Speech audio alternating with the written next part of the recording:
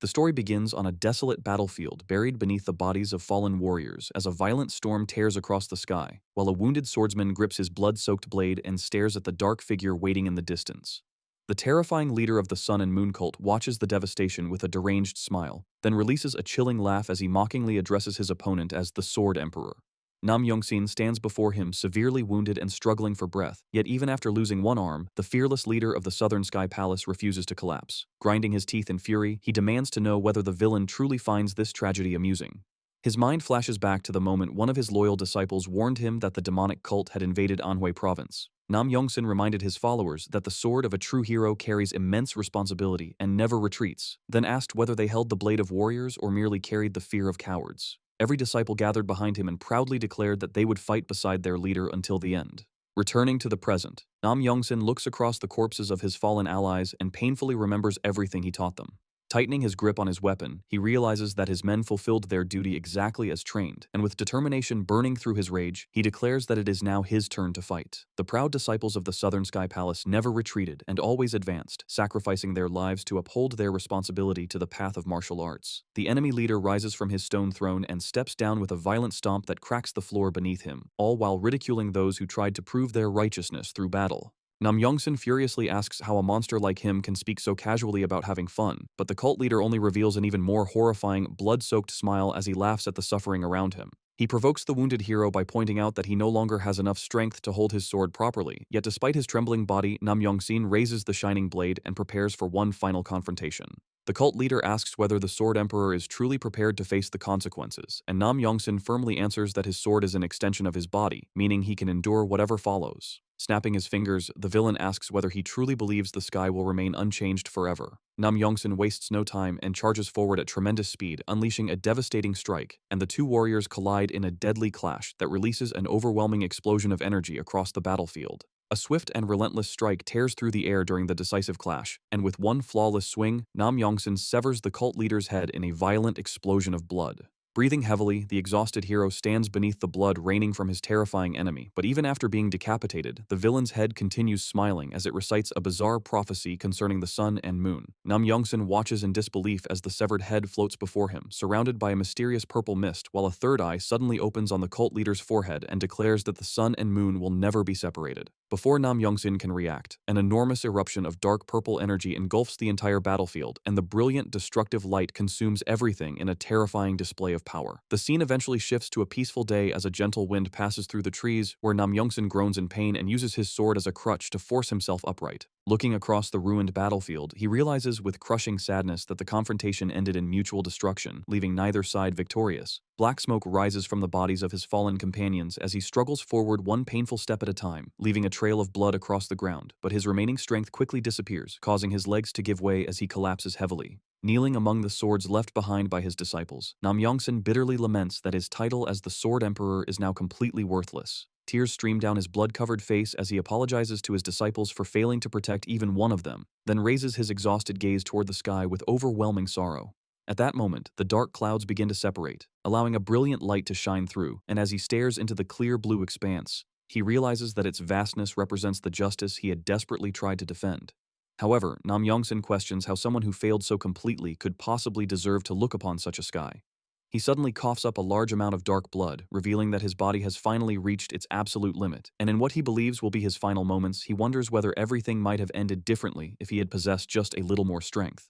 Closing his eyes, he bitterly asks himself whether regret is the only thing that remains upon his blade. A distant voice suddenly begins calling the name Mumyong, causing the protagonist to awaken in shock inside an unfamiliar place. Before he can understand where he is or what has happened, a muscular man appears and violently kicks the young man lying on the ground. Mumyong remains frozen in confusion, unable to comprehend anything happening around him, while the irritated attacker calls him a lazy bastard and angrily demands to know whether he is still sleeping.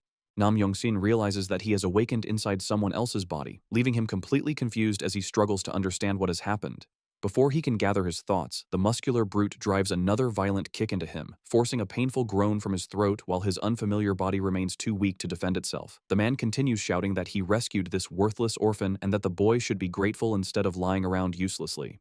As the next attack comes toward him, Nam Yongxin raises his arms to block it while desperately recalling the final moments of his previous life. The memories return with perfect clarity. confirming that this is not a dream and that he truly was once the mighty Sword Emperor. He remembers the cult leader's floating head, the mysterious third eye, and the explosion that consumed the battlefield, causing him to wonder whether his soul somehow defied the heavens and entered this new body. When the brute attempts to kick him again, Namgung immediately notices that the man's movements appear unbelievably slow. Reaching forward with effortless precision, he catches the attacker's foot firmly in midair, leaving the muscular man frozen in disbelief as his strike is stopped by the same weak boy he had been beating moments earlier. He tries to wrench his leg free, but the boy's grip feels absurdly powerful, as though an overwhelming force has suddenly awakened inside him. Namgung slowly rises while a dark and terrifying aura gathers around his body, then fixes his sharp, emotionless gaze upon the man who had been mercilessly abusing someone incapable of fighting back. The aggressor feels an intense killing pressure pouring from that stare and becomes paralyzed with fear. But before he can react, Namgung makes one swift movement and throws the giant man to the ground with almost no effort. Standing over the fallen brute with a cold and intimidating expression, Namgung quickly takes the sheathed sword hanging from the man's waist. His eyes shine with open contempt as he calmly declares that anyone who beats defenseless children has no right to carry a sword. The nearby warriors immediately burst into laughter, mocking the man for being overpowered and humiliated by a frail boy whose meridians are supposedly ruptured. Consumed by blind rage, the man grinds his teeth and screams that the boy must have gone completely insane because of his damaged meridians. Desperate to recover his lost pride, he charges forward and reaches out to seize Namgung, but the protagonist draws the sword from its sheath with flawless speed. In the blink of an eye, the blade flashes through the air, and a single precise strike severs the aggressor's arm. Every warrior watching falls silent, their mouths hanging open as they struggle to comprehend what they have just witnessed. The wounded man collapses to his knees, screaming desperately while clutching the place where his severed arm had been. Speaking in a cold and commanding voice, the boy orders the wounded man to raise his head and look directly at him. Trembling from pain and terror, the man instead bows deeply against the ground in complete submission, tears pouring from his eyes as he silently pleads for the young man to spare his life. In his terrified mind, the enormous and imposing figure of the Sword Emperor appears behind the boy, making him realize that the person standing before him is no longer the weak Mu Young he once abused. Every trace of the boy's former shyness and helplessness has disappeared, replaced by the presence of someone entirely different. Meanwhile, the scene shifts to a heavily fortified base hidden deep within the mountains, where an army of masked warriors dressed in white robes prepares to begin a dangerous mission. Their leader declares that their highest priority is capturing the young man with the ruptured meridians, then adds with a sinister expression that anyone who interferes must be eliminated without mercy. Every warrior immediately shouts in unison, accepting the command with absolute loyalty. Back in the village, the wounded aggressor remains kneeling before the boy as he desperately begs for his life, while Namgung looks down at him with cold eyes carrying a strange and intimidating glow. Realizing that he will die on the spot unless he somehow calms the young warrior's fury, the terrified man starts shouting frantic apologies and repeatedly slams his forehead against the ground. With a trembling hand, he reaches inside his robes and pulls out a pouch filled with gold coins, offering every piece he owns while begging for forgiveness. But Namgung continues staring at him without mercy beneath the cloudy sky. In a cold voice, Namgung addresses the man as Deoksam and declares that he remembers exactly who he is, meaning forgiveness is impossible. He recalls how Deoksam spent the last 5 years beating this body, withholding food and clothing, stealing from him, and trampling over him whenever he pleased. Among the gathered villagers, a mysterious woman wearing a straw hat observes everything from a distance, clearly intrigued by the sudden transformation in the once helpless boy as she quietly mutters to herself. Namgung looks at the kneeling man and realizes that although this body is not his own, every painful memory of those years remains engraved within it. He angrily states that a false apology is meaningless, even when accompanied by a pouch of gold, because he can clearly see the dishonesty on Deoksam's face despite the man bowing and crying before him. Without the slightest hesitation, Namgung raises the blood-stained sword and prepares to deliver the final punishment. In the blink of an eye, the blade flashes through the air, and one fatal strike ends Deoksam's life instantly. Namgung coldly proclaims that anyone who abuses the weak while disgracing the sword must repay that dishonor with his own head. Hearing those powerful words, the mysterious woman beneath the straw hat widens her eyes in shock, recognizing the phrase as one of the central principles of the prestigious Blue Sky Society. With calm and steady steps, Namgung walks away and leaves the lifeless body behind. Looking up at the vast blue sky, he begins considering what he should do next in this unfamiliar village, reflecting that he has no allies, connections, or anyone he can trust in this new life. Before he can reach a decision, a desperate cry for help suddenly echoes through the village and shatters the quiet afternoon. Namgung turns immediately and sees a frightened villager sprinting toward him while fleeing from terrifying enemies. The man points frantically behind himself as he runs, screaming for someone to save him before those pursuing him take his life. Before anyone can react, a masked warrior flashes across the village and drives a fatal strike into a villager's back, forcing Namgung to watch another innocent person fall as he grinds his teeth in uncontrollable rage. Panic tears through the village and terrified people scream for everyone to flee as warriors from the feared sun and moon demonic cult pour into the area, spreading chaos wherever they move. Embroidered across their white robes is the unmistakable symbol of a black sun hanging above a red moon, and the moment Nam Yongsin fixes his gaze on that hateful emblem, he recognizes the enemies who haunted his past. Sinister purple energy leaks from their bodies, confirming that they wield demonic power, and fury surges through him when he realizes these monsters are still alive despite everything he once sacrificed to destroy them. The invaders begin slaughtering the villagers without mercy while shouting for their men to surround the area, and after hearing their orders, Nam Yongsin understands that they are searching for someone with ruptured meridians. Disgusted by assassins who butcher defenseless people to reach a single target, he grips the hilt of Deoxam's sword and decides he can no longer remain still while these creatures destroy the village. Facing the masked warriors advancing through the streets, he declares under his breath that filth like them should never have been allowed to exist in this world. The villagers desperately beg him to run, warning that challenging those killers will only get him killed, but Nam Yongsin ignores every cry and continues walking forward calmly. A faint smile appears on his face as he reflects that anyone who chooses to carry a sword must also understand the exact moment it should be drawn. His former acquaintances can only watch in silence, terrified that the boy is walking towards certain death, while the masked assassins finally notice him and rush forward to attack. Nam Yongsin knows his current body is weak and possesses no internal energy, yet the resolve forged in his previous life remains unbroken, and as he firmly raises Deoxam's sword, he trusts that his martial instincts and fighting style have never left him. He settles into a majestic stance worthy of the legendary sword emperor he once was, unaware that the mysterious woman in the straw hat is observing him from the vegetation. The instant she sees his posture, the woman stares in disbelief, recognizing the opening stance of the legendary Three Forces technique. A radiant yellow aura begins gathering around Nam Yongsin as his awareness narrows into perfect focus, and the woman becomes astonished when she realizes he has completely immersed himself in the technique. His eyes narrowed, his mind perfectly calm, and his attention fixed on every detail of the approaching enemy's movement. In the space of a single breath, Nam Yongsin measures the battlefield and realizes there are 3 enemies closing in from the left and 4 more from the right, and with that count fixed in his mind, he raises the blade high above his head with both hands and readies the crushing strike that will break their assault. The first masked warrior rushes in and swings his sword, but Nam Yongsin steps forward with complete control, and as he begins his chain of killing blows, he unleashes the first movement of the sky. He drives one foot firmly into the ground, gathers his balance for an instant, and then bursts upward with explosive speed and precision, launching himself into the air and bringing down a brilliant vertical slash that cuts through the enemy who had leaped at him, sending the assassin crashing to the ground in defeat while he lands already prepared to face the rest. The remaining masked assassins close around him at once, surrounding him from every side and striking together in an attempt to trap him before he can recover. Yet Nam Yongsin flows through their attacks with a series of swift and elegant movements, slipping past their blades with the calm precision of a man who has fought countless battles before. Without breaking rhythm, he shifts into the second phase of his sequence and turns the technique toward the movement of the earth, meeting their lunges head-on and striking with such force that he blocks every attack with ease, refusing to give even a step of ground.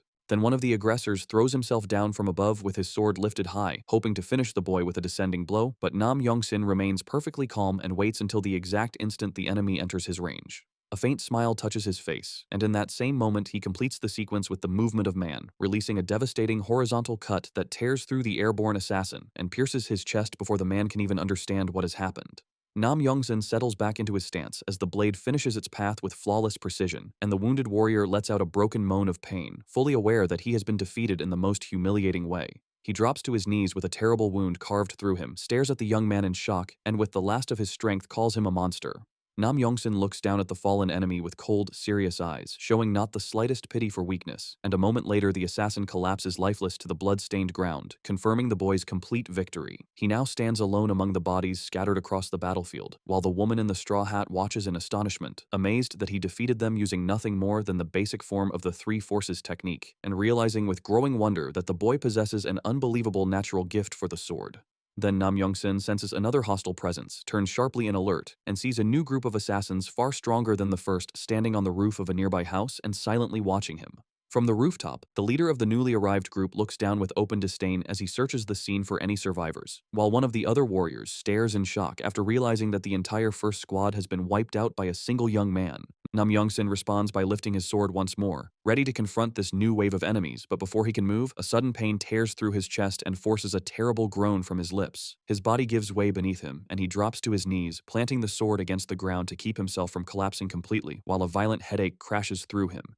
In that painful instant, he remembers that this frail body still suffers from ruptured meridians, and cold sweat begins to cover him as exhaustion overwhelms his limbs. Alarmed that a crisis has struck in the middle of battle, he struggles to judge how serious the condition has become while the enemies on the roof watch him kneeling there, exposed and defenseless, and quickly notice his weakness. The leader immediately understands that this is the ruptured meridian boy they were sent to find, and with cold authority, he orders his men to seize him at once and not leave so much as a scratch on him.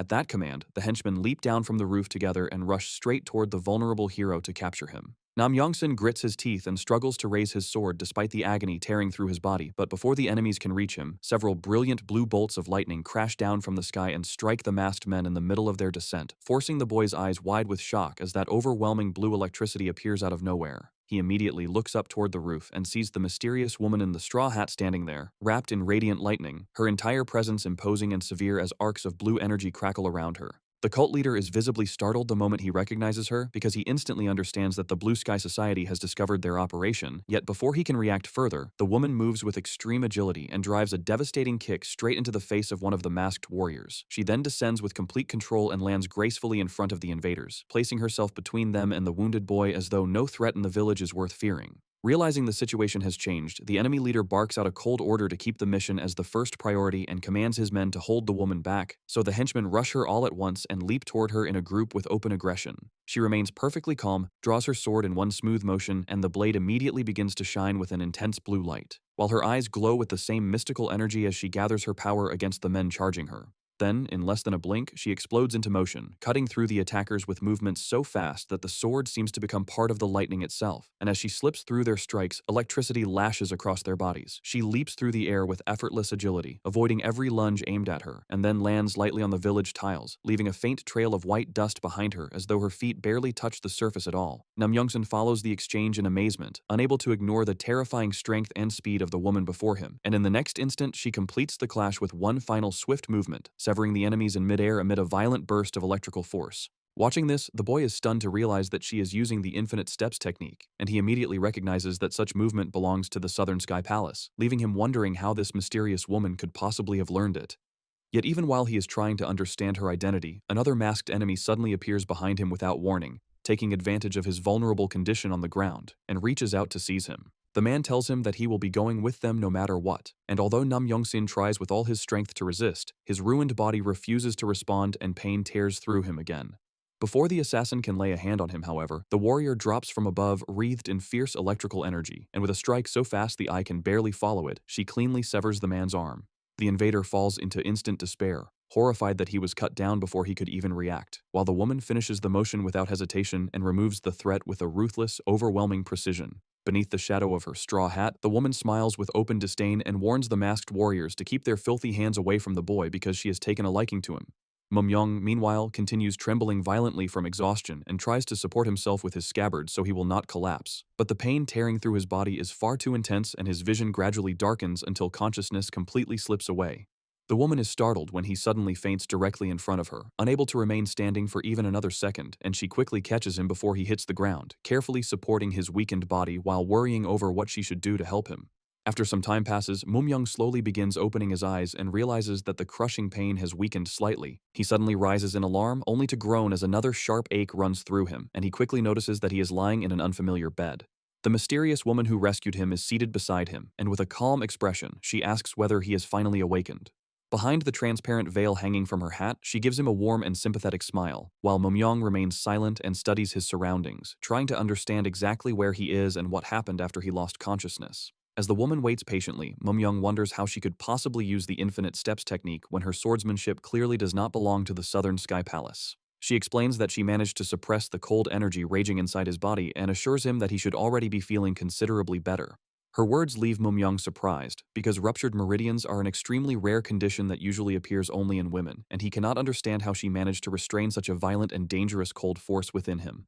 Judging from her voice, he concludes that she is still quite young, yet the level of martial arts she possesses is already extraordinarily advanced. Realizing she has not properly introduced herself, the woman suddenly apologizes for her poor manners and decides to correct the mistake. She raises one hand to the brim of her straw hat and slowly removes it, revealing her face as Mumyong watches with close attention. With complete composure, she gently adjusts her long black hair, and the young man is finally met with her striking beauty as she smiles at him openly without the veil hiding her features. She introduces herself as Lee Se-ha, a member of the Blue Sky Society, and then directly asks Mum-yong to join her. She offers to accept him as her disciple and promises that becoming her student will allow her to heal his condition, but Mum-yong immediately becomes suspicious of such unexpected generosity. Lee Se-ha explains that his willingness to face the assassins despite possessing a weak and damaged body deeply impressed her, while Mum-yong admits that her proposal has made him curious because throughout his entire life he has never once heard of anyone successfully curing ruptured meridians. The warrior gives him a victorious smile and says there is a very special reason she can handle his condition, then raises her index finger and gathers a brilliant current of lightning before his eyes. She explains that she has mastered a technique combining fire and lightning, an art capable of opening a man's meridians and restoring the balance inside his body. Mum-yong remains silent as he considers her words, knowing that his rare condition cannot be treated with heat alone, because the cold energy within him accumulates too quickly, and even the slightest mistake in controlling the spiritual balance could become fatal. The warrior explains that because he is a man, his natural vital energy can merge with her technique and create the perfect conditions for a cure. Mum-yong understands that her reasoning is sound, and the mysterious lightning art she controls must belong to an extraordinarily high level. He also realizes that if he absorbs all the energy gathered inside his body instead of merely suppressing it, he may become even stronger than he was in his previous life. But before accepting anything, there is a more important question he needs her to answer. Looking directly at her, he asks why someone like her would want to take an unknown boy as her personal disciple.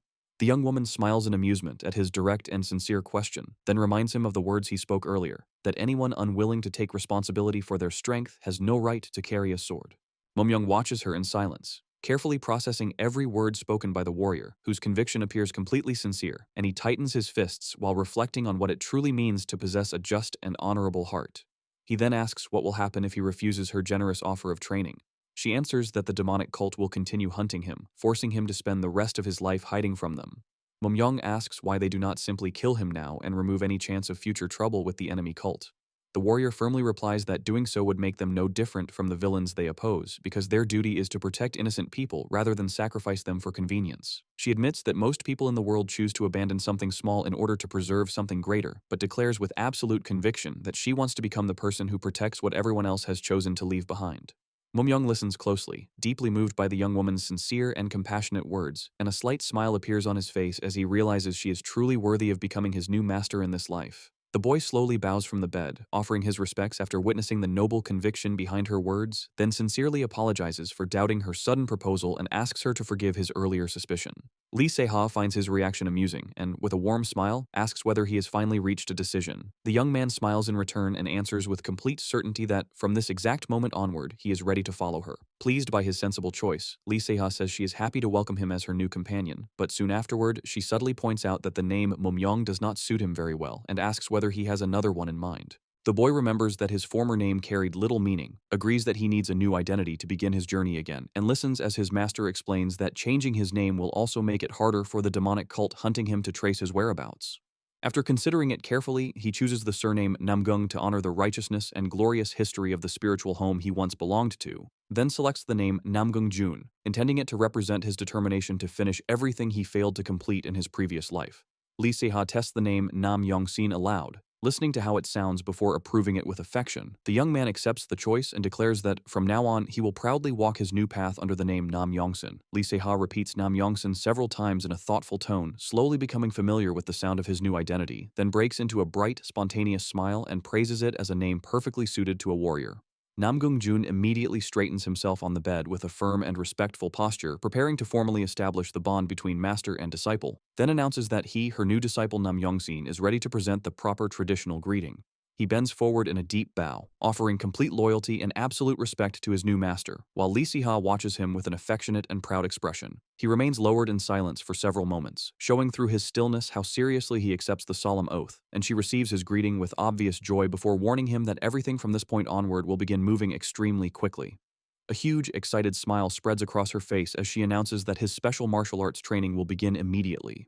Startled by her sudden urgency, Namgung Jun swallows nervously, unable to understand how their master-disciple ceremony has already turned into training so quickly. As the sun sinks behind the mountains and paints the evening sky in soft shades of pink, preparations for Nam Yong-sin's first lesson begin inside the temple, where Lee Se-ha explains that the foundation of every combat technique lies in developing a deep understanding of its sacred scripture before attempting to control its power. Then, unable to hide her excitement, she asks whether he is ready to learn the renowned art known as the true heavenly thunder Yang Knight.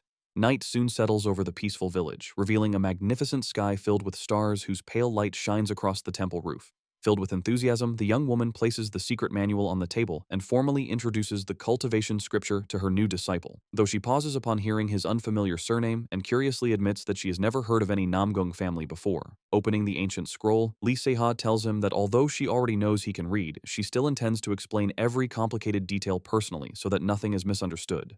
Namgung Jun politely accepts her guidance and prepares to begin his studies without wasting another moment. As he watches her carefully interpret the scripture, he reflects that she is an extraordinary prodigy, the kind of martial genius who appears only once in an entire century, and concludes that her natural talent is no weaker than the potential he possessed during his previous life. Lee Se-ha points toward each line in the manual and carefully explains how the internal energy must be guided through the body, while the young man studies every principle with complete concentration. Before long, she is left staring at him in disbelief after realizing that he understands every concept perfectly and with almost effortless ease. The more they discuss the scripture, the more impressed she becomes, because speaking with him feels less like teaching a beginner and more like exchanging knowledge with an ancient master of equal experience. Time passes unnoticed until the first rays of morning begin spreading over the mountains surrounding the village. Lee Se-ha glances toward the window in surprise, then asks with concern whether he has already become exhausted after studying throughout the entire night.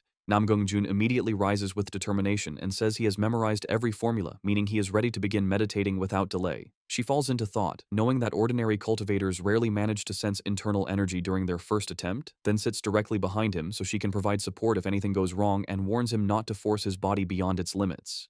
Jun closes his eyes and concentrates as his mentor reminds him that even the most gifted geniuses usually require several days before they can feel the flow of energy. However, the moment he begins regulating his breathing, Jun discovers that the internal structure of his new body is far more magnificent than he expected. After completing only a single full breathing cycle, he already feels the dormant energy awakening inside him. He notices that his blood vessels are unusually wide and powerful, and realizes that with such an exceptional body combined with the memories of his previous life, reaching the summit once again will happen far more quickly.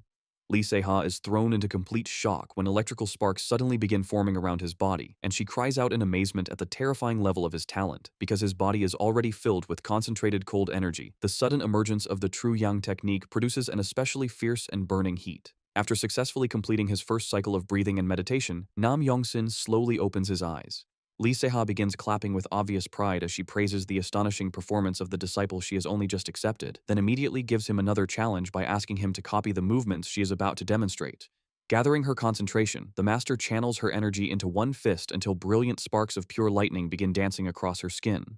Namgung Jun studies the display carefully and reflects that he should never reveal the full extent of his strength without a good reason, but since Lee Se-ha is both the person who saved his life and the master he has chosen to trust, he decides there is no need to conceal his true potential from her. Following the flow he just witnessed, he raises his fist and reproduces the lightning technique perfectly on his very first attempt. Lee Se-ha is left completely stunned by what she sees, then breaks into a foolishly delighted smile as she thinks she must have spent all the luck of her entire life to discover a prodigy like him. Jun then tells her that he also wants to study sword techniques and rapid movement arts, and she supports the idea without hesitation. Filled with excitement, Lee Se-ha suggests that they travel together to the Great Blue Sky Society, where they can search for entirely new martial styles. The possibility immediately excites Jun because he wants to discover techniques completely different from everything he mastered in his previous life. He understands that if he merely repeats the same path and recreates the same martial arts, he may eventually suffer the same tragic fate once again. Determined to prevent history from repeating itself, he resolves to develop new techniques far more powerful than anything he possessed before. With that conviction firmly established, master and disciple leave the village side by side, taking their first steps along the road and beginning an important new journey together. As they continue walking, Jun starts reflecting on the mysterious history of the famous Blue Sky Society. He remembers that the organization was originally formed from sects and families that had been devastated by the demonic cult, with the remaining survivors joining forces to protect what little was left of the martial world. Remembering that the society's greatest virtues are justice and performing good deeds even in the face of danger, Jun asks whether its highest priority should not be complete revenge against the demonic cult.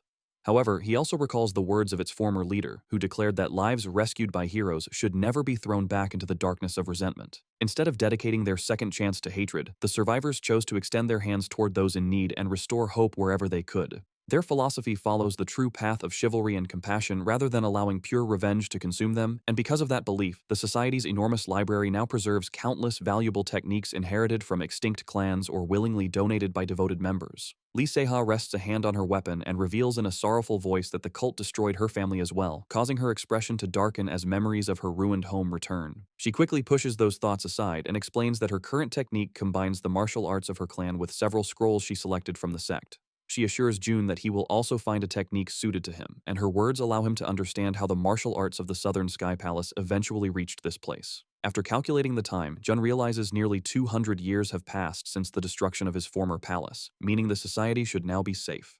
Noticing the sadness on his master's face, he apologizes for bringing up such a painful part of her past, but Lee Seha soon regains her composure and, embarrassed that she showed weakness before her disciple, begins walking faster along the mountain path. Hoping to change the subject, she asks whether he has heard about the famous natural wonders hidden across this enormous mountain.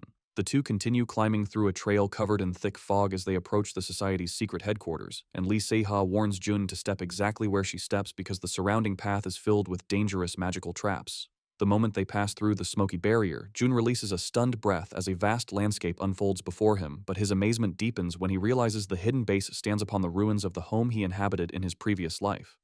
Numerous guards and warriors bow respectfully, welcoming back the powerful leader of the Celestial Sword Hall. Lee Seha explains that everyone wears straw hats whenever they leave the base, though she refuses to reveal the reason and leaves Jun to discover it later.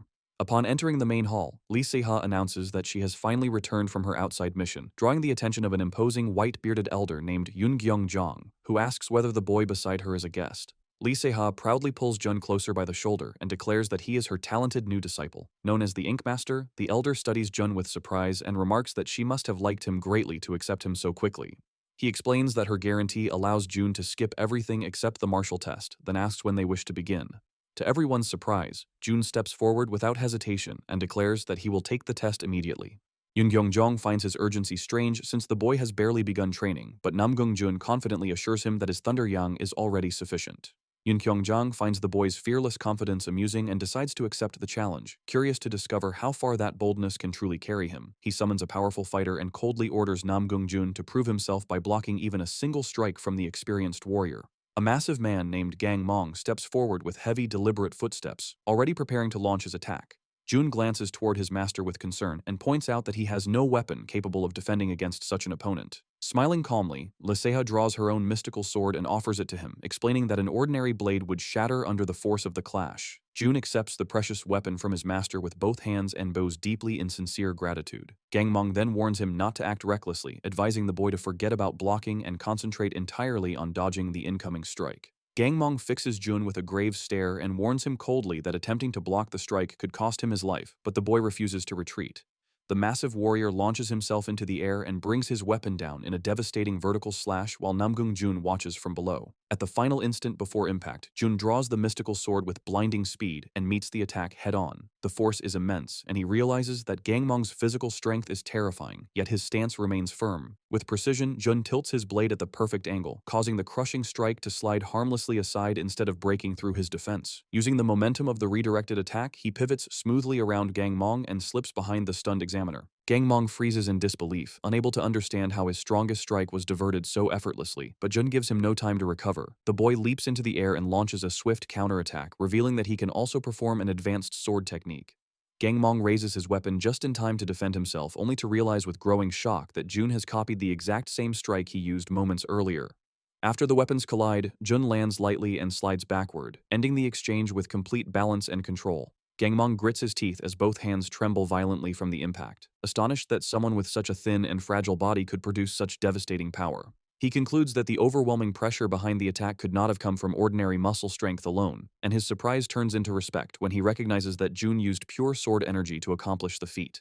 Lee Seha begins clapping with delight, proudly celebrating her disciple's successful defense and counterattack.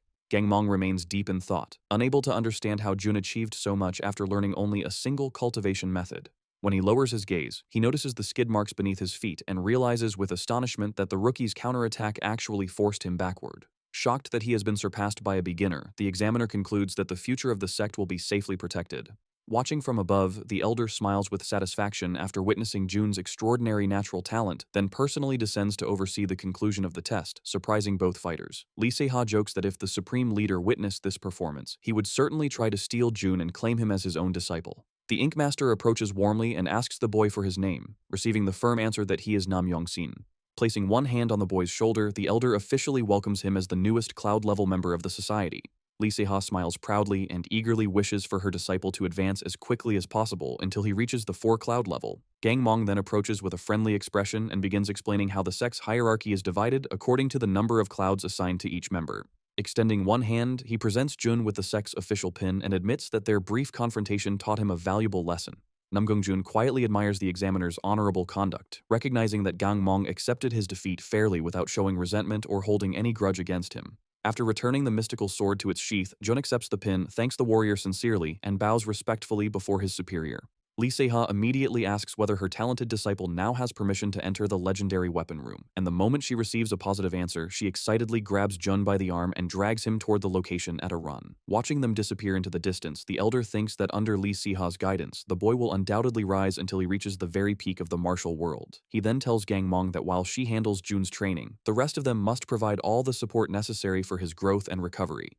Left behind, Gang Mong stares thoughtfully at his trembling hand, while quietly repeating the name Nam Yong-sin. Electricity still tingles through his fingers, leaving him unable to understand how Namgung Jun released such overwhelming force through a single strike.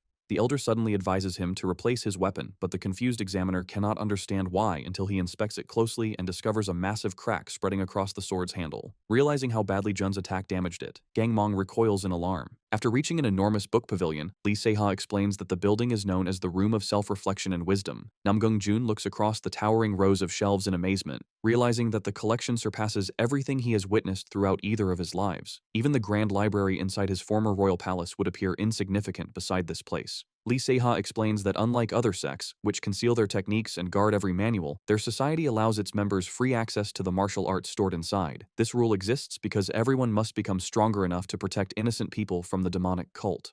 Jun quickly recognizes the hidden restriction and points out that although the manuals are not locked away, his cloud rank still determines which ones he is permitted to study. He understands that the pavilion's name forces every warrior to reflect on whether they truly possess the qualifications required to open a particular manual. Lee Se-ha offers to help him choose a suitable technique, but Jun firmly declines, explaining that he wishes to examine the scrolls himself and personally decide the combat style he will follow.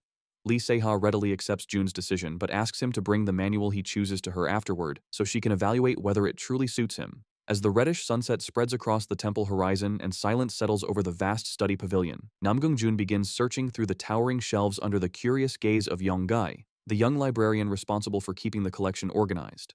Before leaving to handle several urgent matters, Lee Se-ha reminds the attendant to guide her disciple if he becomes lost or confused inside the enormous hall, and Yonggi watches from a distance, already worried about being responsible for the inexperienced one-cloud member. A strange noise suddenly breaks the silence, and Yonggi turns to discover Jun pulling manuals from the shelves and tossing them onto the floor one after another. At first, the librarian stares in disbelief, wondering whether the boy is somehow reading the entire pile at an impossible speed, but as more books begin flying through the air, he concludes that the rookie is merely creating a massive mess. Irritated by the disrespect shown toward the valuable manuals, Yonggi starts walking toward him, preparing to scold the careless one-cloud disciple. Before he can say anything, Namgung Jun reaches toward a nearby rack and removes a plain wooden training sword. Yonggi lets out a panicked cry when the boy suddenly grips the weapon with complete seriousness, then begins performing a sequence of extraordinarily fast and complicated movements through the air. The librarian freezes in astonishment, unable to believe what he is witnessing because Jun's swordsmanship appears completely unique despite the fact that he only examined the manuals for a few moments. Looking down at the books scattered across the floor, Yonggi realizes that every one of them contains highly advanced techniques focused on speed and rapid sword strikes. He understands that Jun deliberately selected only the fastest offensive arts and is now gathering his energy to combine what he learned. With a single decisive swing, Jun releases a violent shockwave that tears through the pavilion, shaking the librarian's table so fiercely that brushes and scrolls tumble across the floor beneath the crushing spiritual pressure. Yonggi swallows nervously, terrified by the unbelievable speed of the strike, and concludes that Jun's movement resembled a brilliant bolt of lightning flashing across the sky during a storm. A deep and mysterious voice suddenly demands to know who the boy is, causing Jun to turn in surprise. Standing directly behind the trembling librarian is a gigantic red-haired warrior surrounded by a terrifying aura. The imposing man fixes Jun with an intimidating stare and demands to know the name of the incredible technique he just performed. Standing with his arms crossed, the man bluntly demands an explanation for the absurd sword movements and strange forms Jun displayed, but a terrible chill immediately runs through the young man, as he senses the enormous and dangerous demonic energy radiating from him, leaving him furious that a demonic cultivator has infiltrated the very heart of the Blue Sky Society. The librarian remains curled up behind his table, trembling with fear, while Jun holds his defensive stance several meters away and forces himself to stay calm as he tries to understand how someone radiating such dangerous demonic energy can move freely through the heart of the Blue Sky Society. Desperate to prevent the situation from escalating, Yonggi explains that Jun is only a newly arrived recruit, but the towering senior sword demon casually presses down on the attendant's head and shoves him aside, allowing Jun to notice the 4 black cloud pins attached to the man's uniform. The red-clad warrior admits that despite knowing every sword art stored throughout the Great Pavilion, he has never encountered the strange movements Jun displayed, and once Jun realizes the man is not immediately hostile, he honestly reveals that he is still developing the technique himself. The sword demon calmly walks across the books scattered over the floor, studies the boy closely, and concludes that he is telling the truth before forming a terrifying smile and proposing a duel, promising Jun a valuable reward if his performance proves satisfying. Yonggi immediately panics again and shouts that the boy is only a beginner who has barely learned the fundamentals of controlling energy, but the senior orders him to stay silent, leaving the frightened librarian to pray that their master returns before Jun is seriously injured. Jun accepts the challenge without hesitation and directly asks for a precious elixir as his reward if he wins, causing the sword demon to laugh at his boldness and admit that he likes decisive young men who speak without wasting time. The senior then tells Jun to attack with everything he has, assuring him that he will avoid using internal energy so the duel remains balanced. But Jun boldly replies that the man is free to use all of it if he believes it will be necessary. The sword demon erupts into monstrous laughter, convinced that the boy must be completely insane to challenge him so recklessly. Yet Jun wastes no time and launches forward with a swift, lethal strike that tears through the air toward his opponent. The giant blocks the attack at the last moment, but surprise flashes across his face when he feels the unexpected weight behind Jun's thrust, and with a thunderous battle cry, he drives the blade backward using nothing but his overwhelming physical strength. Jun uses the force of the impact instead of resisting it, springing backward into an aerial rotation before landing safely several meters away, where he immediately settles into a firm and aggressive stance while preparing to use speed against his larger opponent. Without allowing the giant time to recover, Jun creates a new attack path and slices diagonally through the wind from above, perfectly merging the flowing principles of the wind style with the deadly rhythm of the 12 swords of the Dying Mountain into a single unpredictable strike.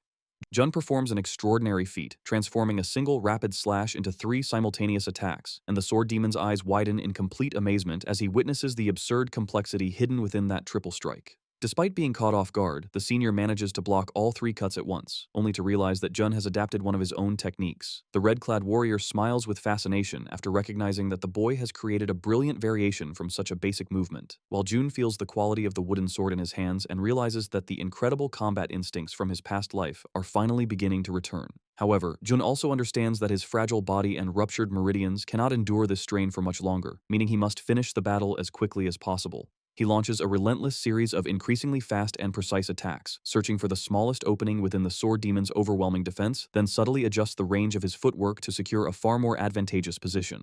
Gathering his energy, Jun begins preparing the legendary 13th form of Eternal Thunder, and each rapid strike leaves behind brilliant trails of electricity that sweep across the enormous study pavilion. The towering senior struggles to defend himself as Jun's lightning fills the entire hall with dazzling blue light. Yet instead of becoming angry, the sword demon bursts into crazed laughter and admits that this is the most enjoyable battle he has ever experienced. Jun ignores him and maintains absolute concentration, steadying his weapon as he prepares to unleash the decisive strike of his newly created technique. His eyes shine intensely while he visualizes the exact path his blade must follow, predicting the perfect trajectory required to execute the next martial form and imagining the wooden sword in his hand as a genuine bolt of lightning. Jun prepares for a direct and lethal advance, concentrating until his entire body seems ready to become a flawless electrical thrust capable of piercing through any barrier. He gathers every trace of spiritual strength at the tip of his training sword, causing the compressed energy to glow with blinding intensity, and calculates the most efficient path for releasing all his accumulated power directly into his opponent. In the next instant, Jun unleashes the devastating 13th form, releasing a massive discharge that tears through the air of the pavilion before a gigantic explosion of brilliant blue electricity engulfs the sword demon in the center of the main hall.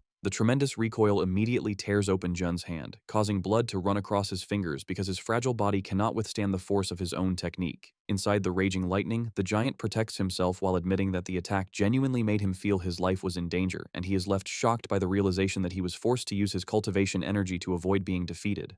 Both fighters slide backward across the stone floor as the smoke from their tremendous collision slowly begins to clear, and the fearsome red-haired warrior studies Jun in silence before finally admitting that the young man has proven his worth. Deeply impressed, he concludes that Jun was born with an absurd, almost divine natural talent for swordsmanship, while Jun steadies his breathing and carefully evaluates the practical results of the combat forms he has only recently created. The senior praises the remarkable fluidity of the style, declaring that it already possesses the completeness of a high-level martial technique, then asks whether it contains exactly 13 forms. Yonggi watches the exchange in stunned silence as the towering warrior questions Jun about the official name of his sword art, and the young man forms a faint smile before slowly revealing the meaning behind it. With complete confidence, Jun declares that his new combat style will be known as the 13 lightning bolts of the celestial flare. Yonggi nearly falls backward after realizing that a newly arrived recruit has created a brilliant sword technique worthy of at least the 3-cloud level, while the red-clad senior continues staring at Jun for several quiet moments, examining his posture and temperament with growing interest. A crooked smile appears on the man's face as he admits that he likes the boy and invites him to join the renowned Inkwheel Hall, leaving Jun confused as he tries to understand the purpose behind such an unexpected offer from the terrifying warrior. Before he can respond, a firm and irritated voice suddenly echoes through the pavilion, demanding to know what is happening. Lisa Ha enters with an imposing presence and asks whether the Inkwheel Hall has now become a place where people openly steal another master's disciple. The giant remains completely unfazed and replies with open disdain that he likes the boy and sees nothing wrong with inviting him. Lee Seha immediately steps in front of Jun and angrily orders the sword demon to keep his hands away from her precious disciple, causing the atmosphere inside the hall to become unbearably heavy as their immense killing intent crashes together in the air. The red-haired warrior grips the handle of his weapon and provocatively asks whether she truly intends to fight him, but before the confrontation can spiral out of control, Namgung Jun calmly intervenes and orders both of them to stop. After making his final decision, Jun declares that he accepts the invitation and will go with the senior to see the famous Inkwheel Hall for himself. Namgung Jun surprises everyone by calmly declaring that he will visit the Inkwheel Hall when the time is right, then adds with complete confidence that he intends to become the Hallmaster's occasional training partner.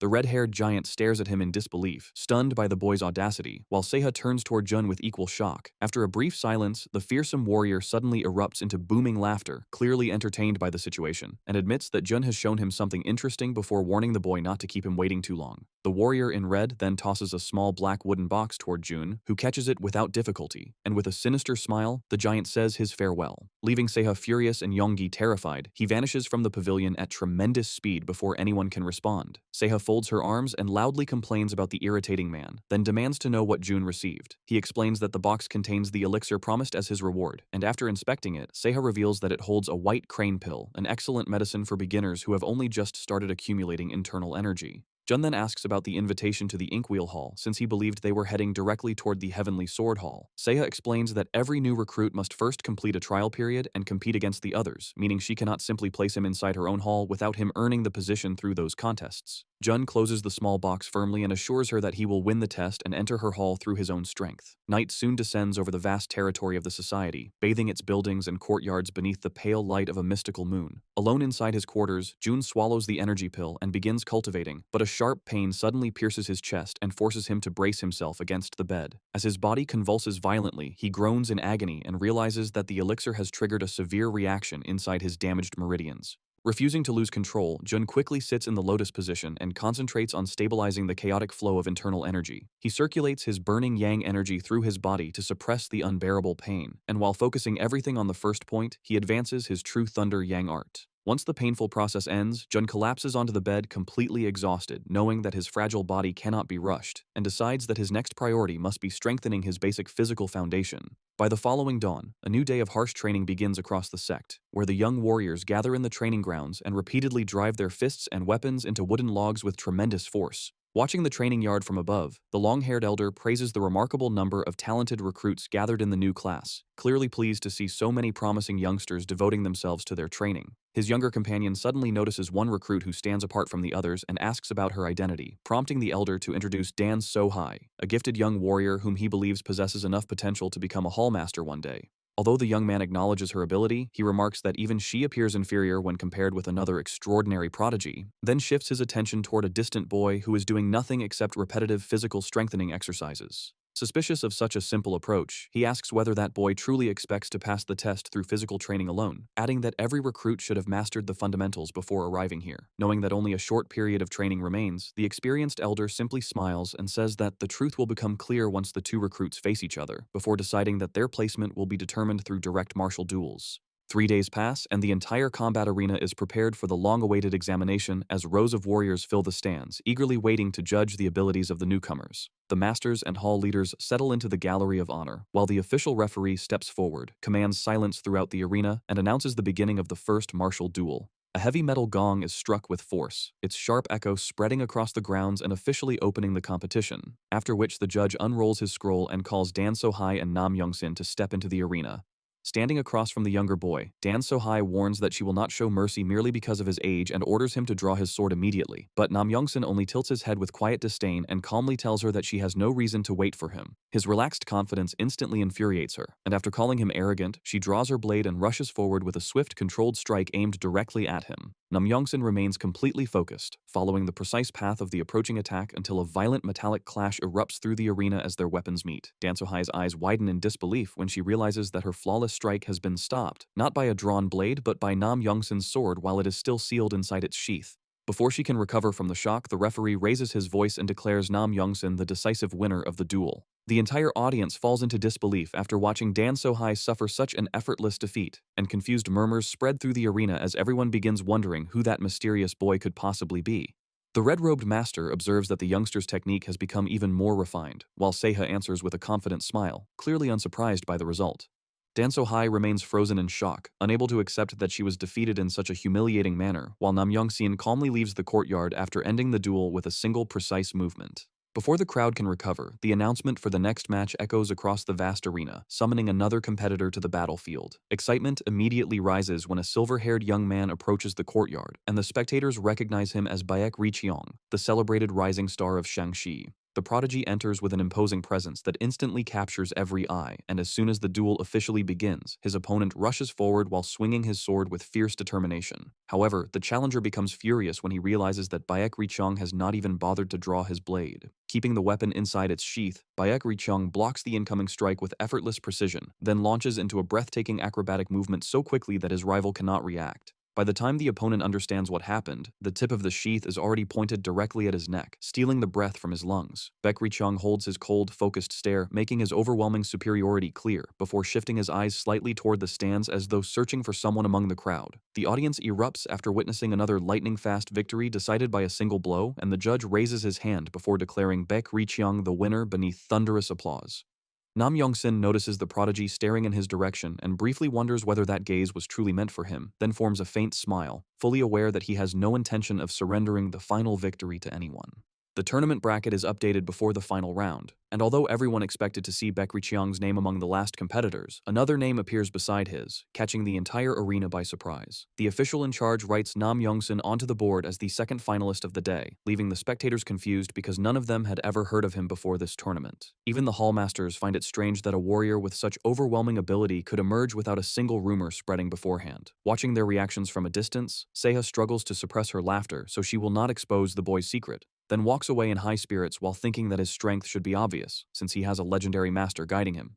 The long-awaited day of the final soon arrives, and as the two prodigies stand across from each other in the center of the arena, Baek Richeong studies Nam Young-sin with a serious expression, determined to uncover the mystery surrounding him. Although his opponent's body appears thin and fragile, Baek Richeong can sense the enormous potential hidden beneath that harmless appearance, while the sword power Jun displayed during his earlier matches remains both terrifying and extraordinary. Whenever the boy fights, the energy surrounding him becomes razor-sharp, carrying the presence and refinement of a true master. Yet the silver-haired prodigy knows that defeat is not an option today. Remembering the sacrifice made by his clan, he silently swears that he will win this battle and take another step toward achieving his revenge. An enormous warrior approaches the finalists and asks whether they are prepared, then introduces himself as Dan Jung-se, the hallmaster who will personally serve as referee for the final match.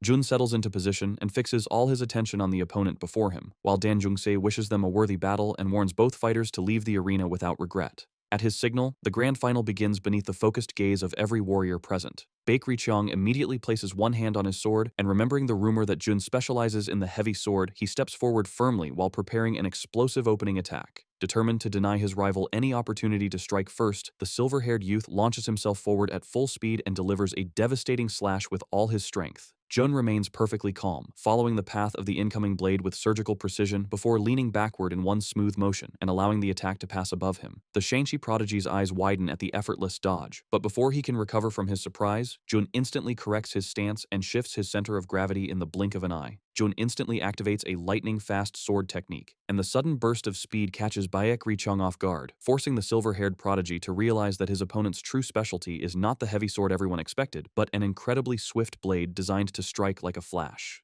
A thunderous electrical boom tears across the arena as their swords collide with tremendous force, and although Baek Ri-chung withstands the initial impact, his arms tremble under the pressure while he struggles to understand how such a thin body can contain so much strength. He desperately reinforces his defense, but alarming cracks begin spreading across his sword, revealing that the weapon is close to breaking. The audience falls silent, staring at the final clash in absolute astonishment, and after recognizing the severe damage suffered by his blade, Baek Ri-chung decides to ask one important question. He asks whether Jun previously used the heavy sword instead of this astonishingly fast weapon, but Jun simply smiles and explains that everyone who wishes to survive in the martial world must keep a hidden ace. Impressed that his rival concealed such a swift and refined technique until the final, Baek Ri-chung lets out a quiet laugh, then accepts that he can no longer continue and formally admits defeat. Jun responds with a respectful bow and declares that their confrontation was an excellent martial duel, causing the entire arena to erupt into thunderous cheers as the spectacular battle between the two prodigies ends. The observing masters are stunned that the unknown newcomer finished every match with only a single decisive blow, while Seha watches from the gallery with a proud smile, fully aware of the immense potential her disciple has displayed. The referee raises the victor's hand and announces Nam Youngsun as the grand champion of the tournament, and the young man answers with a small nod and a faint smile of satisfaction after securing the victory he wanted. Master Dan approaches to congratulate him and presents a black box containing the reward, which is revealed to be an extremely rare 300-year-old medicinal root capable of providing an enormous amount of energy. Jun accepts it with a simple expression of gratitude and shows no exaggerated excitement, leaving Master Dan shocked by his cold reaction toward the valuable treasure. Hoping to recruit the champion, Dan explains that his hall ranks among the 3 greatest in the entire sect, but another leader dressed in dark robes joins the conversation and insists that his own hall would provide the perfect starting point for Namgung Jun. However, Jun's true objective extends far beyond choosing between their halls because he intends to rise to the top of the Blue Sky Society and gain enough strength to carry out his plan. Namgung Jun knows that he must rise to the highest position within the organization if he ever hopes to confront the feared demonic sect directly, yet while the hall leaders continue competing for his attention, he merely listens with a confused expression, unable to understand why they are so determined to recruit him. At that moment, the red-robed master suddenly steps forward and declares that the boy has already agreed to enter his martial hall, but another powerful warrior immediately becomes excited at the sight of such a promising recruit appearing after so many years. Striking his chest proudly, the man promises to support Jun with everything he has if the young champion chooses to join his combat hall. The leaders quickly descend into a ridiculous argument, loudly fighting over the new prodigy while each insists that his own hall is the only place worthy of training the tournament champion. Their shouting continues until Jun politely thanks them for their generous offers, then calmly announces that he has already made his final decision. Under the focused gaze of every master present, he formally declares that he will enter the Heavenly Sword Hall. The other leaders instantly accuse Seha of secretly cheating them, but she dismisses their complaints by reminding them that Namgung Jun was already her disciple before the tournament even began. Although the frustrated masters continue grumbling, they are forced to admit that the sharp energy surrounding the young man truly resembles Seha's martial art. Maintaining a respectful and formal posture, Jun bows deeply and asks permission to enter his new home, while Seha flashes her rivals a victorious smile before officially accepting him into the Heavenly Sword Hall. Sometime later, Namgung Jun finally reaches the hall, which stands at the summit of a mystical mountain. But the moment he steps into the main courtyard, he senses that something unusual is about to happen. Before he can proceed any farther, several veteran disciples armed with swords suddenly spread out around him and block every path forward. The disciple leading the group says that he has heard many stories about the newcomer's incredible sword speed, then draws his own blade with a mocking smile. Claiming that everyone has praised Jun's talent, the veteran declares that he intends to test those rumors personally and discover whether the newcomer is truly as skilled as people say. The veteran fixes the champion with an arrogant stare and challenges him, determined to discover whether the newcomer is a genuine warrior or merely a weakling hiding behind an impressive reputation. Namgung Jun keeps the same unwavering smile and calmly answers that a true swordsman does not prove himself with words, because his weapon must speak for him. Without wasting a second, the young man reaches for the hilt of his blade and accepts the challenge laid before him by the warriors in the courtyard. He draws the shining sword with effortless elegance, points it toward his opponent, and tells the man to step forward so the test can begin. Namgung Jun then locks his confident gaze on the veteran, making it clear that nobody there inspires fear. The blue-robed veteran immediately charges ruthlessly, intending to crush the newcomer with his first attack, then unleashes a swift slash that tears through the air and sends waves of wind toward the boy's body. Namgung Jun shifts his feet with astonishing lightness and precision, displaying flawless footwork, and in a single blink, he performs the legendary infinite steps, leaving several lingering images behind as he slips beyond the strike. The veteran falls into complete disbelief after recognizing the advanced technique, unable to accept that a mere newcomer could have mastered such difficult movements so perfectly. Watching from the rooftop, Seiha remembers that the initiation test is designed to pressure new recruits, yet Namgung Jun never faltered beneath that pressure and drew his weapon immediately, exactly as expected. The surrounding disciples stare in shock when they realize his speed is not falling behind the veterans, and within moments, they understand that he is not merely matching the man's rhythm but steadily seizing control of the duel. The veteran begins feeling crushing pressure as Namgung Jun's attacks grow faster with every exchange and completely surpass his own speed. He cannot understand how someone with such a fragile body and so little internal energy can deliver strikes carrying that much power, but he soon realizes why his hallmaster personally chose this young man as her disciple. A wild smile spreads across the veteran's face as curiosity about Namgung Jun's true limit overwhelms him, and he tightens his grip on the sword, determined to discover how much the boy can endure. Before the duel can intensify further, Master Seiha intervenes and orders both fighters to stop immediately. The veteran sheathes his weapon, then jokingly asks whether she has already begun worrying about her disciple like a proper teacher. Turning back toward Namgung Jun, he ends the confrontation amicably and suggests that, when another opportunity comes, the two of them should train together using heavy swords. The veteran introduces himself as Gongjun Am and says he is pleased to welcome such a talented young warrior onto their team. Namgung Jun responds with a respectful bow, stating that meeting his new senior is a great honor. News of the extraordinary champion's arrival spreads rapidly across the hall's training courtyard, drawing disciples who have already heard rumors that the newcomer defeated every opponent with a single strike. They gather around him with fascination, offer him an official welcome, and agree that although he is now the youngest member, his brilliance is so remarkable that everyone there can learn from him. Night soon settles over the mystical mountains, covering the residents in complete silence. But while Namgung Jun sits alone inside his room, violent convulsions suddenly tear through his body and grow more severe with every passing moment. Cold sweat runs down his face as he realizes in horror that the yin energy within him has expanded at a terrifying rate, leaving him with only one way to survive. He must circulate his yang arts and force their heat against the freezing current until the agony weakens. Before he can stabilize himself, the door bursts open and a mysterious figure rushes inside, placing a warm hand filled with pure energy against his back to soothe the turmoil raging through his body. The instant he feels that familiar flow, Jun realizes that Master Seiya has come to rescue him. She focuses completely on directing her healing energy through his weakened meridians, carefully stabilizing the chaotic forces before they inflict further damage. Once the pain begins to ease, Jun thanks her with relief, and Seiha explains that she sensed the violent fluctuation in his energy from far away and immediately rushed to his room. Jun admits that he must master the yang arts as quickly as possible, because relying on someone else whenever the anomaly erupts will eventually place his life in danger. Seiha agrees and warns that the cold yin energy will continue growing rapidly from this point onward. Understanding the urgency, Jun asks his master to help him begin absorbing the 300-year-old medicinal root. Seiha's eyes widen slightly, surprised that he is willing to consume such a powerful elixir in his current condition, but after recognizing his resolve, she smiles warmly and agrees to guide him through the difficult process of controlling its immense energy. Without wasting another moment, Jun bites off a piece of the ancient root and begins refining it, knowing that although it is not the sect's finest elixir, its concentrated power will still provide immense assistance. He swallows the piece and focuses on gathering every trace of energy to strengthen his internal flow, while Seiya sits behind him and presses both hands against his back, ensuring that none of the vital energy escapes during the absorption.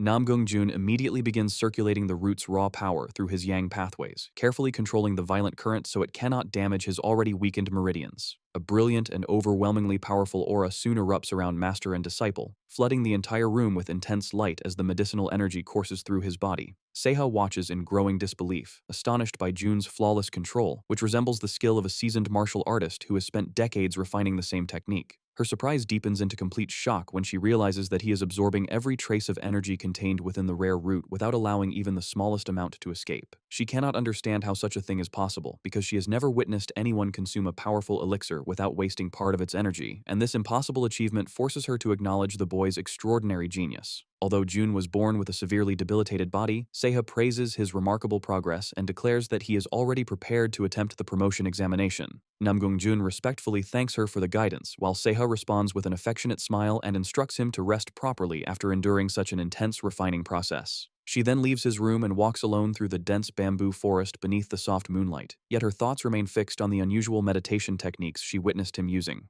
As Seiya continues analyzing those methods, countless new martial ideas and concepts suddenly begin forming inside her mind, and she breaks into a run through the forest after realizing that this inspiration may finally allow her to overcome the barrier that has prevented her own art from advancing. A radiant smile spreads across her face as she understands that this unexpected path toward a breakthrough was revealed entirely because of June. Dawn soon arrives, bringing another demanding training session for the hall's newest warriors. Veteran Gong begins the morning by demonstrating agile footwork and precise sword strikes against a wooden training post, then teaches the disciples a new technique while warning that they must master at least half of it before being permitted to depart on their first mission. Namgung Jun tells the others to study the sequence carefully so they can reproduce every movement during practice, then grips his wooden sword and watches Gong's demonstration with complete concentration. The moment training begins, Jun's eyes widen after noticing something hidden within the movement, and to everyone's astonishment, he reproduces the entire technique perfectly on his very first attempt. The surrounding disciples immediately begin whispering among themselves, suspicious that Hallmaster Seiha must have secretly taught him the technique beforehand. When Gong Jun-am overhears their rumors, he becomes unusually thoughtful, remembering that he personally saw Seiha leaving Namgung Jun's quarters the previous night. The instructor decides to address the matter directly and asks Namgung Jun whether he truly received private instruction from Master Seiha. Jun calmly denies the accusation, then displays extraordinary control over his blade to prove that he learned the entire technique through observation alone.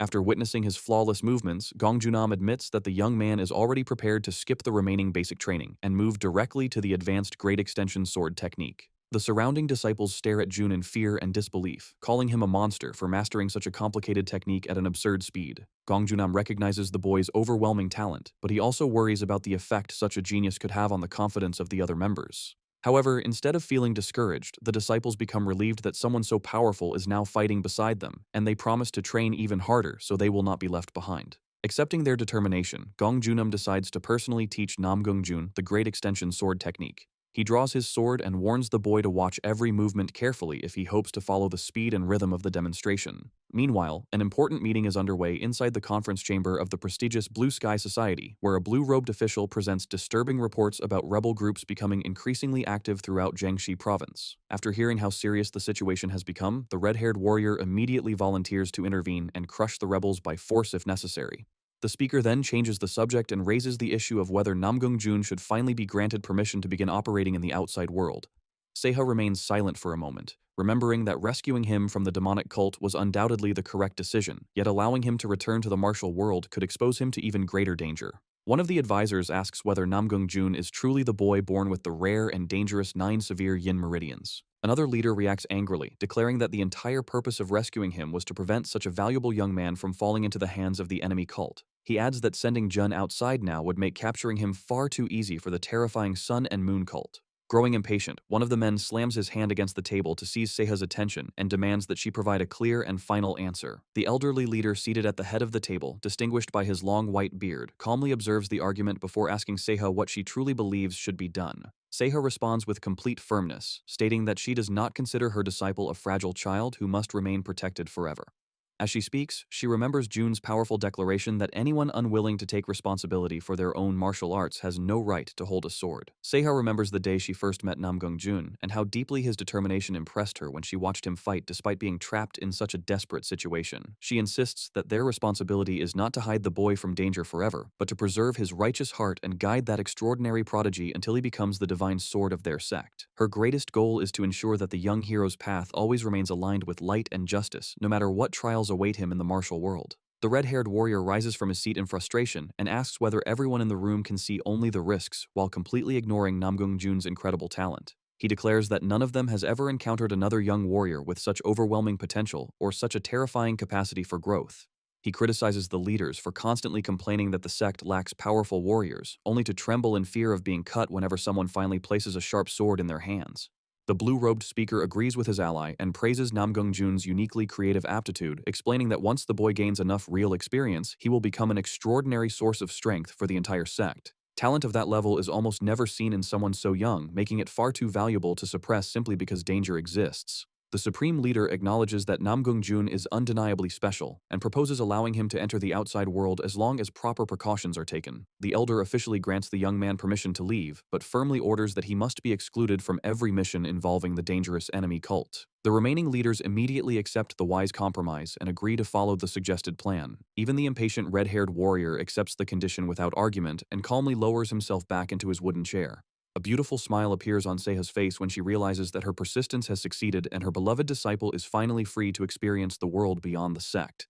The scene shifts to a busy port, where Namgung Jun has been instructed to concentrate only on simple assignments within Anhui province. He reviews the details of his current mission, which requires him and his newly assigned partner to investigate a rebel gang operating in the Dongling region. While looking across the beautiful surrounding landscape, Jun thinks confidently that he would be perfectly capable of handling the entire mission alone. A flashback reveals Gong Junam informing the young hero that his first official assignment has already been approved. Since this will be Jun's first journey into the outside world as a recognized disciple, the instructor introduces a veteran warrior named Heir, who will accompany and supervise him throughout the mission. Namgung Jun offers the man a respectful bow and greets his new senior with complete courtesy before the two depart together. Returning to the present, Jun studies his companion's equipment and becomes curious when he notices a small bottle hanging from Heir's waist.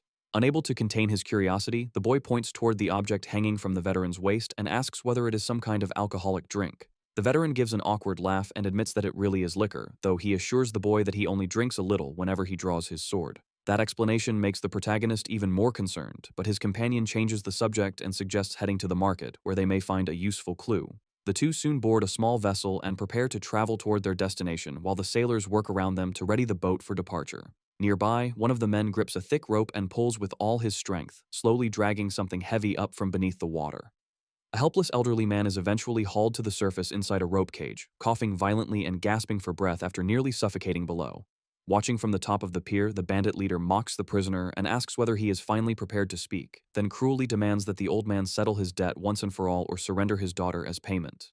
The terrified father breaks down and begs for more time, insisting that he could never hand his daughter over to those men, but the bandit loses patience with his pleading and coldly orders his followers to throw him back into the water. The rope cage plunges beneath the surface again as the elderly man struggles for air and desperately begs for his life. But before the bandits can continue their torture, a firm and unfamiliar voice commands them to stop, immediately drawing everyone's attention. Furious at being interrupted, the criminal boss turns around and demands to know which meddler has dared to interfere with his plans. The moment he notices the young intruder's clothing, however, he recognizes him as a member of the Blue Sky Society and studies him with open contempt, carefully judging the strength of the opponent before him. Believing it completely ridiculous that a mere one-cloud newcomer would dare challenge him, the bandit leader starts laughing scornfully, but the young hero has no interest in listening to another word. Jun draws his sword and prepares a devastating lightning attack, activating the third form of his martial art as brilliant blue electricity surges around the blade and tears through the air at incredible speed.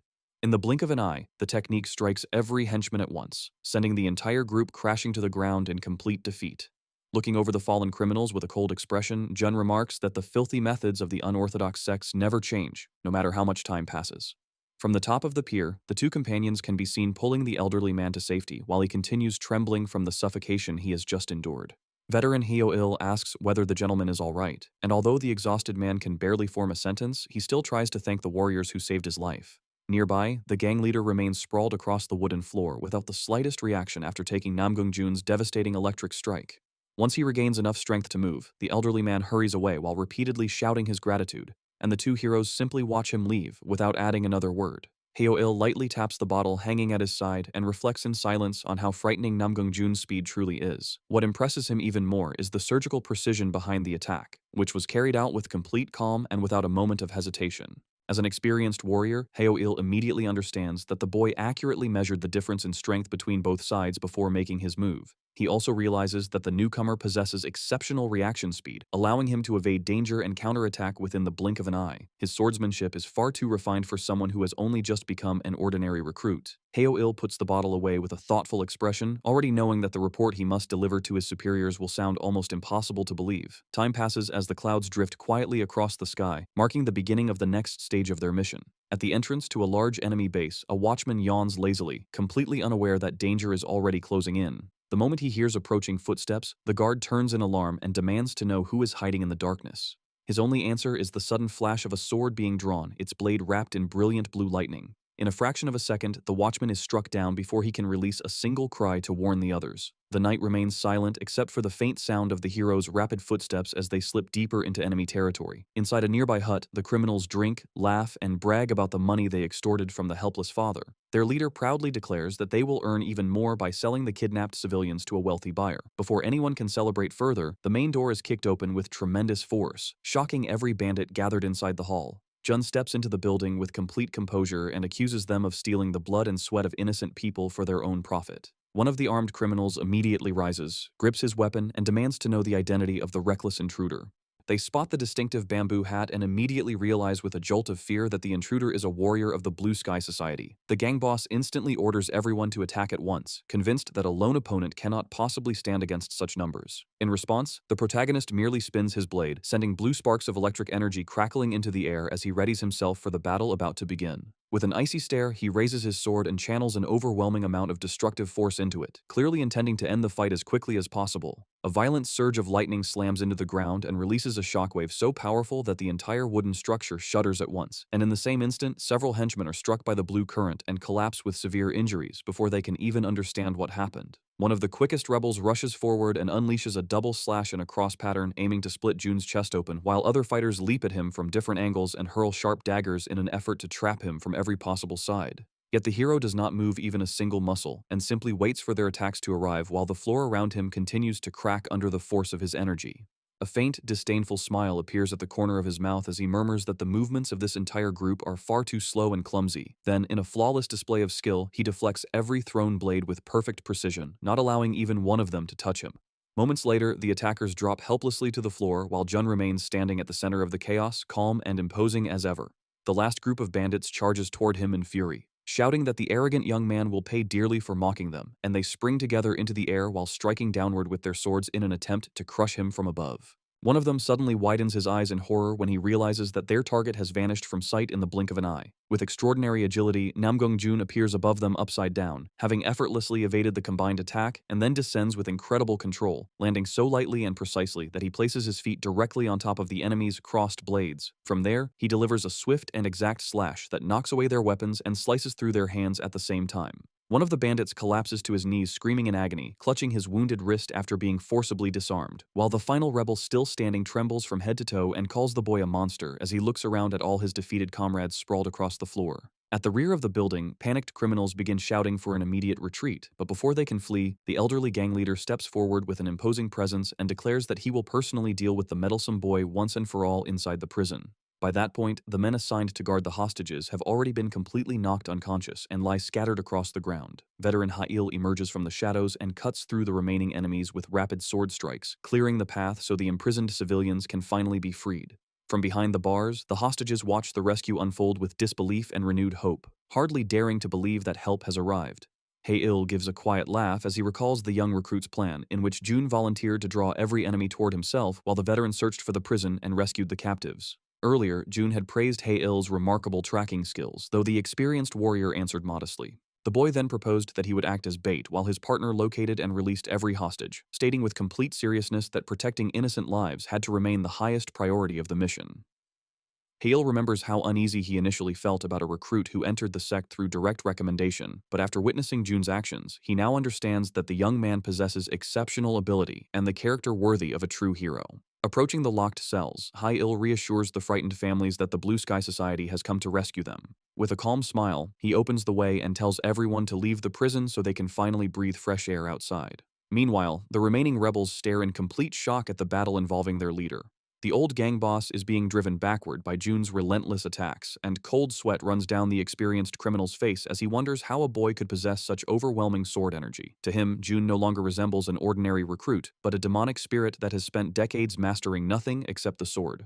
Growing desperate, the villain threatens to have every kidnapped hostage killed unless Jun surrenders immediately. Hearing such a pathetic threat, the protagonist merely forms a faint smile at the corner of his mouth. Jun calmly explains that the gang leader reacted exactly as expected, then asks why he ever assumed the boy had entered the base alone. Realizing that he has fallen into a trap and that the prisoners are already being rescued, the leader descends into panic and begins begging for mercy. Jun ignores every plea, launches himself forward with extraordinary agility, and delivers one swift strike to end the battle decisively. The precise blow tears into the enemy's shoulder, sending blood into the air as the force of the impact shatters the ground around them. Jun stops beside the fallen leader with perfect control, displaying surgical accuracy without showing a trace of emotion. Enraged, the wounded villain makes one final desperate attempt to strike Jun from behind, throwing all his remaining strength into the attack, but the young hero senses the movement immediately and knows his opponent will be far too slow to respond to the defense he is about to unleash. With one firm, lightning-fast motion, Jun seizes the man by his robes and stops the blow before it can be completed, while a dense blue aura surges around his body and reveals the tremendous power gathering in his hand. Before he can finish, a violent collision of internal energy erupts across the area, producing a brilliant pillar of light that blasts away the surrounding dust and reveals a formidable elder dressed in black. The newcomer is surprised that someone so young managed to withstand his double palm attack, while Jun studies him with an analytical gaze and immediately recognizes that this enemy is far more dangerous than the men he has already defeated. The mysterious elder demands to know the true identity of the swordsman beneath the straw hat, then examines the markings on Jun's sleeves and identifies him as nothing more than a fresh cloud recruit of the Blue Sky Society.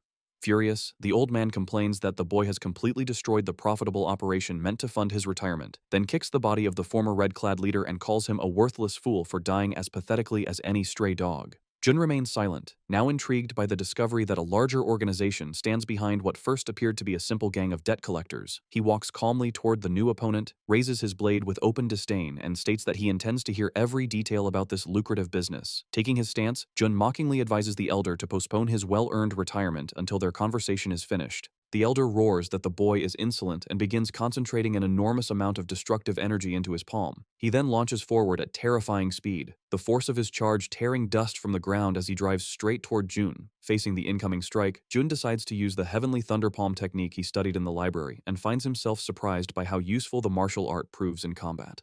The elder's blazing fire technique crashes against Namgung Jun's blue lightning, and the collision erupts into a massive explosion that tears through the area and hurls the villain backward before he can stabilize himself.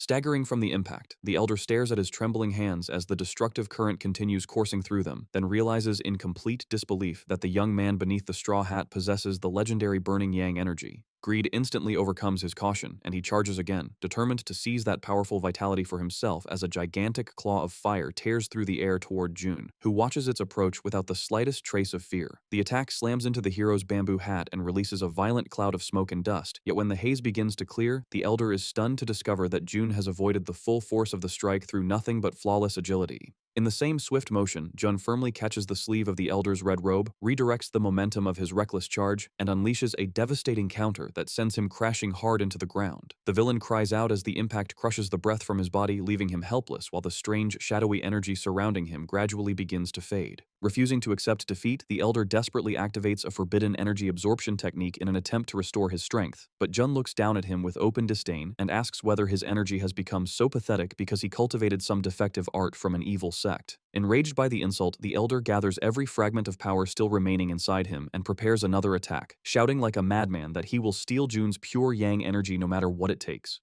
In his twisted mind, absorbing that power will become the final key that allows him to reach the summit of his martial path, so he lunges forward with both hands extended, convinced that his long-awaited breakthrough is finally within reach. Jun evades the uncontrolled grab with one smooth, elegant leap and lands lightly on the roof of the nearby house, then asks whether the elder truly joined forces with the dangerous demonic cult merely to obtain such a worthless absorption technique. The elder roars out his confession as he jumps toward the roof, declaring that he will devour every last drop of Jun's internal energy and leave absolutely nothing behind. Jun remains completely calm and tells him that he has already heard everything he needed, causing the elder's rage to falter as confusion and fear finally enter his expression.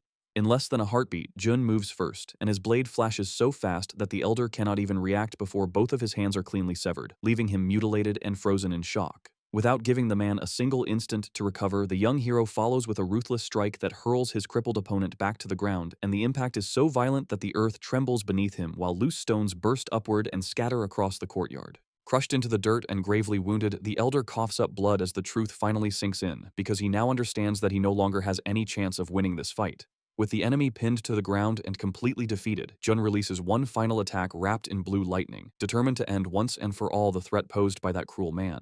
Realizing that death is only a moment away, the villain desperately begs for mercy, but his plea changes nothing. An immense column of electric energy then descends from the heavens and crashes into the ground with a deafening boom, bringing the battle to its absolute end. Jun stands in silence and looks at the final result while the enemy's blood slowly runs down the length of his shining blade. Afterward, he searches the fallen elder's body and discovers a mysterious hidden book, and the contents immediately stir his curiosity. At that moment, Hyo-il comes running to the scene of the battle and asks in shock what happened there when he sees the destruction spread around the area. The veteran is impressed to find that the boy has already resolved everything on his own, and he even jokes about the mess left behind in the courtyard. Then Hyo-il recognizes the corpse as Elder Sang and explains that he was a criminal who had allied himself with the feared Sun and Moon demonic cult. Hyo-il stares at the two fallen criminal leaders and reflects that defeating both of them in a single operation is an almost absurd accomplishment, especially for someone completing his first real mission. He silently wonders what kind of recruit could perform such a legendary feat immediately after leaving the sect, but before he can dwell on it any longer, Namgung Jun hands him the mysterious book recovered from Elder Sang's robes and asks him to examine it carefully. The veteran flips through the pages with complete focus, only for his expression to change when he realizes that the document is not a martial manual at all, but a detailed registry containing records of illegal transactions. Before Hyo-il can explain what he has discovered, a small boy timidly approaches and calls out to him in a trembling, worried voice. With tears filling his eyes, the child says that he cannot find his sister, and Hyo-il kneels slightly while trying to calm him with a warm and reassuring smile. One of the rescued civilians then explains that the bandits removed several children from the prison shortly before the heroes arrived. Hearing this, the little boy grabs the sleeve of Hyo-il's robe with both hands and desperately begs him to help, crying as he pleads for them to bring his beloved sister back safely. Hyo-il looks through the registry again and confirms that several children were sold directly to the enemy cult, making it clear that they must move quickly if there is still any hope of rescuing them. However, to Jun's complete surprise, the veteran suddenly declares that the young man's mission ends here and orders him to return to the base immediately. Confused by the abrupt decision, Jun demands to know what he means, and Hyo-il reveals that he received strict instructions to keep him completely away from every matter connected to the demonic cult. Turning his back, Hyo-il asks Namgung Jun to return to the Heavenly Sword Hall while he handles the remaining situation alone. Jun clenches his fist with tremendous force as memories of the feared cult return to his mind, and his frustration rises when he realizes that the sect is still restricting his movements even after he has already proven how powerful he truly is. Hyo-il begins walking toward the exit and repeats in a grave tone that their destination is far too dangerous for an inexperienced newcomer. Jun lowers his head in silence, struggling to suppress his pride under the weight of the veteran's direct command, but after several moments, he firmly states that he is not an ordinary recruit. Hyo-il stops and listens without turning around, yet his response remains unchanged as he makes it clear that this is not a friendly suggestion and orders Jun to retreat.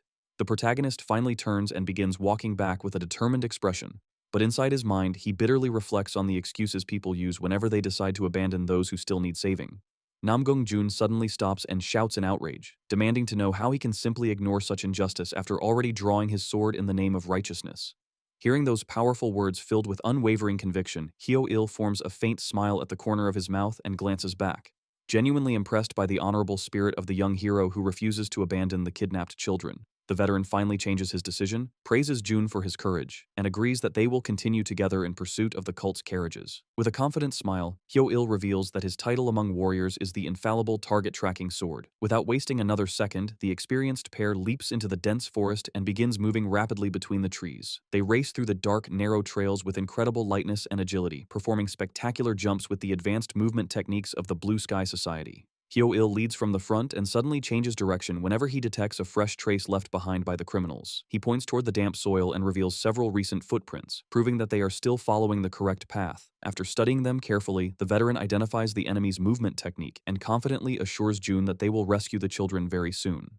Namgung Jun watches in amazement as Hyo-il tracks the fugitives without slowing down, realizing that the veteran's tracking abilities have reached an extraordinary level. Even while racing through the forest at tremendous speed, Hyo-il never overlooks the faintest mark or most subtle clue left behind by their enemies. Jun begins wondering whether his companion inherited these remarkable arts from some legendary master of the past, but he also finally understands why the veteran originally tried to send him back, because the danger and difficulty of this pursuit are far beyond what an ordinary recruit could handle. Using the tree trunks as footholds, Jun continues forcing himself forward, but despite all his previous training, he soon realizes that his breathing and endurance are still lacking. He struggles desperately to maintain the veteran's pace and admits that his current physical stamina is only barely enough to keep up. After some time, Hyo-il suddenly warns him in a quiet voice that they have finally reached the target, while Jun lands on a branch and leans against it, completely exhausted from the chase. Directly ahead of them, two carriages packed with prisoners are moving toward the river, where the kidnappers intend to transfer everyone onto a waiting raft. Jun quickly regains control of his breathing and suggests attacking immediately before the criminals can escape downstream.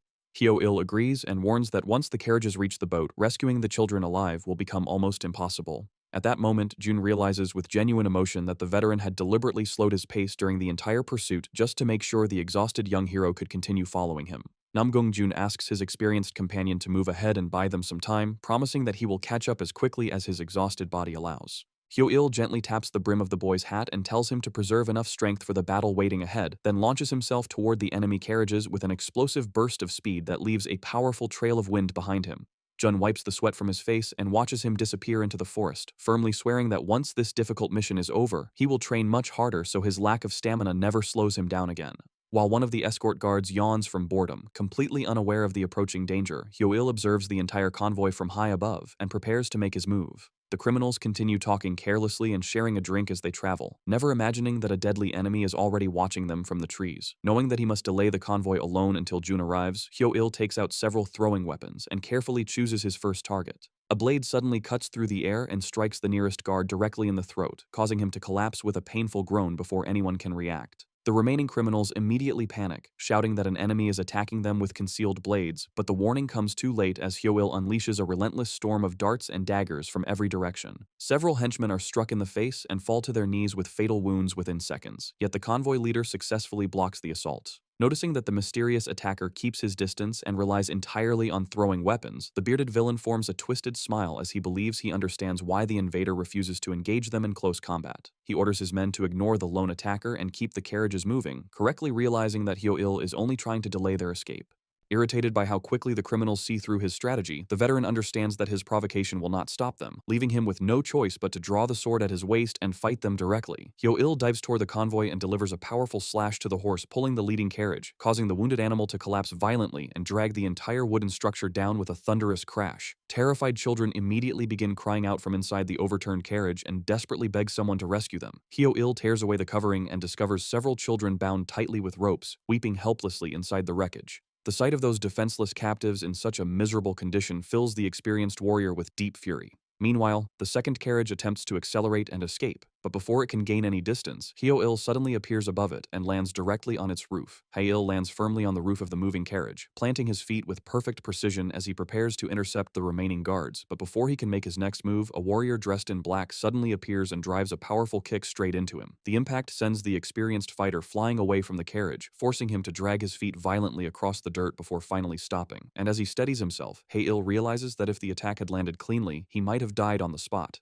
The black-robed warrior descends calmly, settling into a flawless martial stance that reveals complete control over his body, then sneers and remarks that watching Hye-il tremble in fear is surprisingly entertaining. Hye-il responds with dry amusement, asking whether the man truly believes he is afraid before casually lifting his bottle and taking a drink in the middle of the battle. His opponent stares in disbelief, unable to understand how anyone could drink so calmly during a deadly fight, while Hye-il coldly explains that only one person in the entire world has ever frightened him. In the next instant, he vanishes with incredible speed and reappears directly before the enemy, striking him across the face so quickly that the stunned warrior panics upon realizing Hye-il has become far too fast to follow. The enemy suddenly notices, with clear surprise, that Hye-il's entire fighting posture has changed completely after that single drink, and in the next moment, the two warriors clash again, exchanging a storm of rapid blows that erupts into a violent burst of energy in the middle of the grove. Their battle tears through the dense forest as the sounds of metal, kicks, and heavy impacts echo across the entire area, while Hye-il relies on all of his speed and dexterity to slip past the enemy's attacks and search for a chance to launch a swift counterattack. The cult warrior slams his foot into the ground with brutal force, cracking the earth beneath him to anchor his stance, then unleashes a fierce sequence of kicks that drives Hye-il backward and forces him to defend with growing difficulty as he retreats under the pressure. The enemy refuses to let up, keeping up a relentless offensive that gives the veteran no room to breathe, and Hye-il realizes with alarm that he is being steadily overwhelmed, making him wonder if this man is one of the cult's true officials. He remembers that the feared demonic cult trains its members in terrifying yin and yang martial arts, and that those high-ranking figures who fully master those forbidden techniques reach truly monstrous levels of power.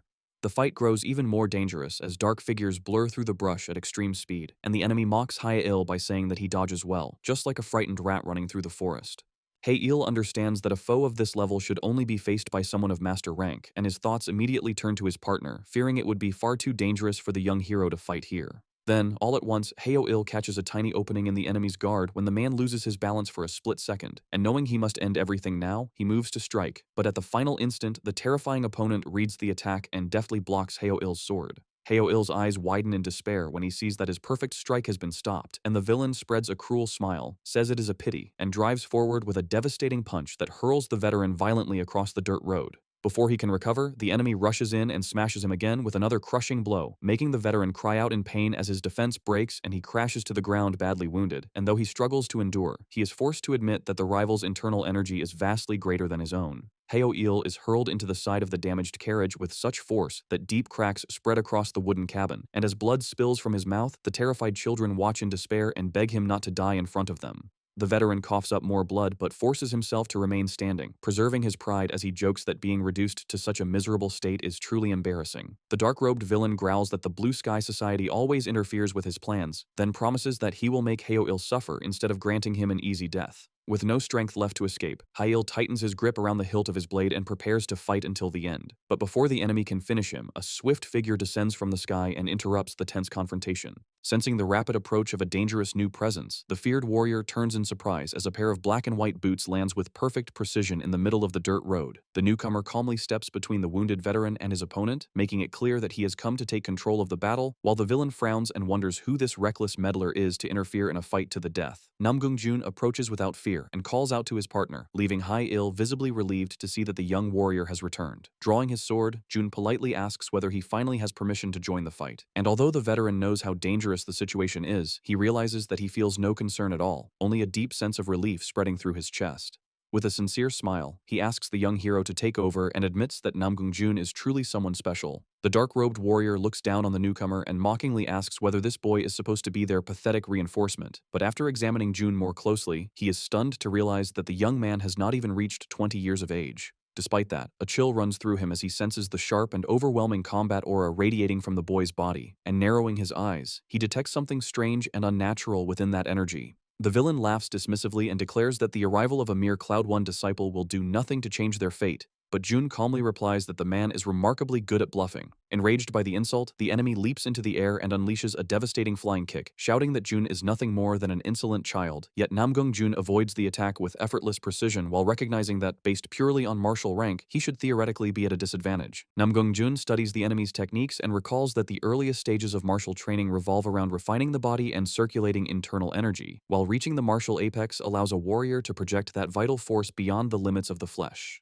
Once that level is achieved, every sword strike gains a terrifying increase in strength and destructive power. Furious, the villain curses Jun as nothing more than a mere Cloud One and attacks again, but the young warrior raises his blade and blocks the impact perfectly. As their weapons remain locked, the enemy demands to know what Jun expects to accomplish in such a deadly situation. Yet small sparks of blue lightning suddenly begin gathering around the black-robed warrior's legs. The villain widens his eyes and lets out a startled sound when he senses the strange fluctuation of energy surrounding him, and Jun immediately uses that brief hesitation to charge down the dirt road with relentless speed. Keeping his mind focused, Namgung Jun reminds himself that sword techniques and internal strength are only the basic tools of a true martial artist, then spins through the air in a spectacular motion and slashes past the enemy with such speed and precision that the blade grazes him before he can react. The villain desperately tries to retreat, but Jun stays close to his body and refuses to give him even the smallest chance to escape. Calling the young warrior a persistent plague, the enemy twists aside to avoid the sharp blade rushing toward him, only for Jun to follow with a swift, sweeping movement and a precise sword cut that displays exceptional agility and control. Enraged, the criminal launches a powerful frontal kick and shouts for Jun to surrender and die, but the boy keeps his gaze fixed on the dangerous opponent and believes without hesitation that, with his sword in hand, he can overcome anything. Blue lightning flashes as violent energy cracks through the air, marking the decisive instant when their two forces collide in the middle of the grove. When the impact fades, the cult warrior remains standing with his back beneath the sunlight as smoke rises from his body, then blood pours from his nose and mouth while he struggles to understand how a newcomer of such a low rank could possibly defeat him. His strength finally gives out, and the villain collapses onto the dirt completely defeated, leaving Namgung Jun standing imposingly in the courtyard with his shining sword still held in his hand. Namgung Jun walked beside Senior Heo along the quiet forest path as Heo clutched his wounded arm and remarked that Jun had worked hard.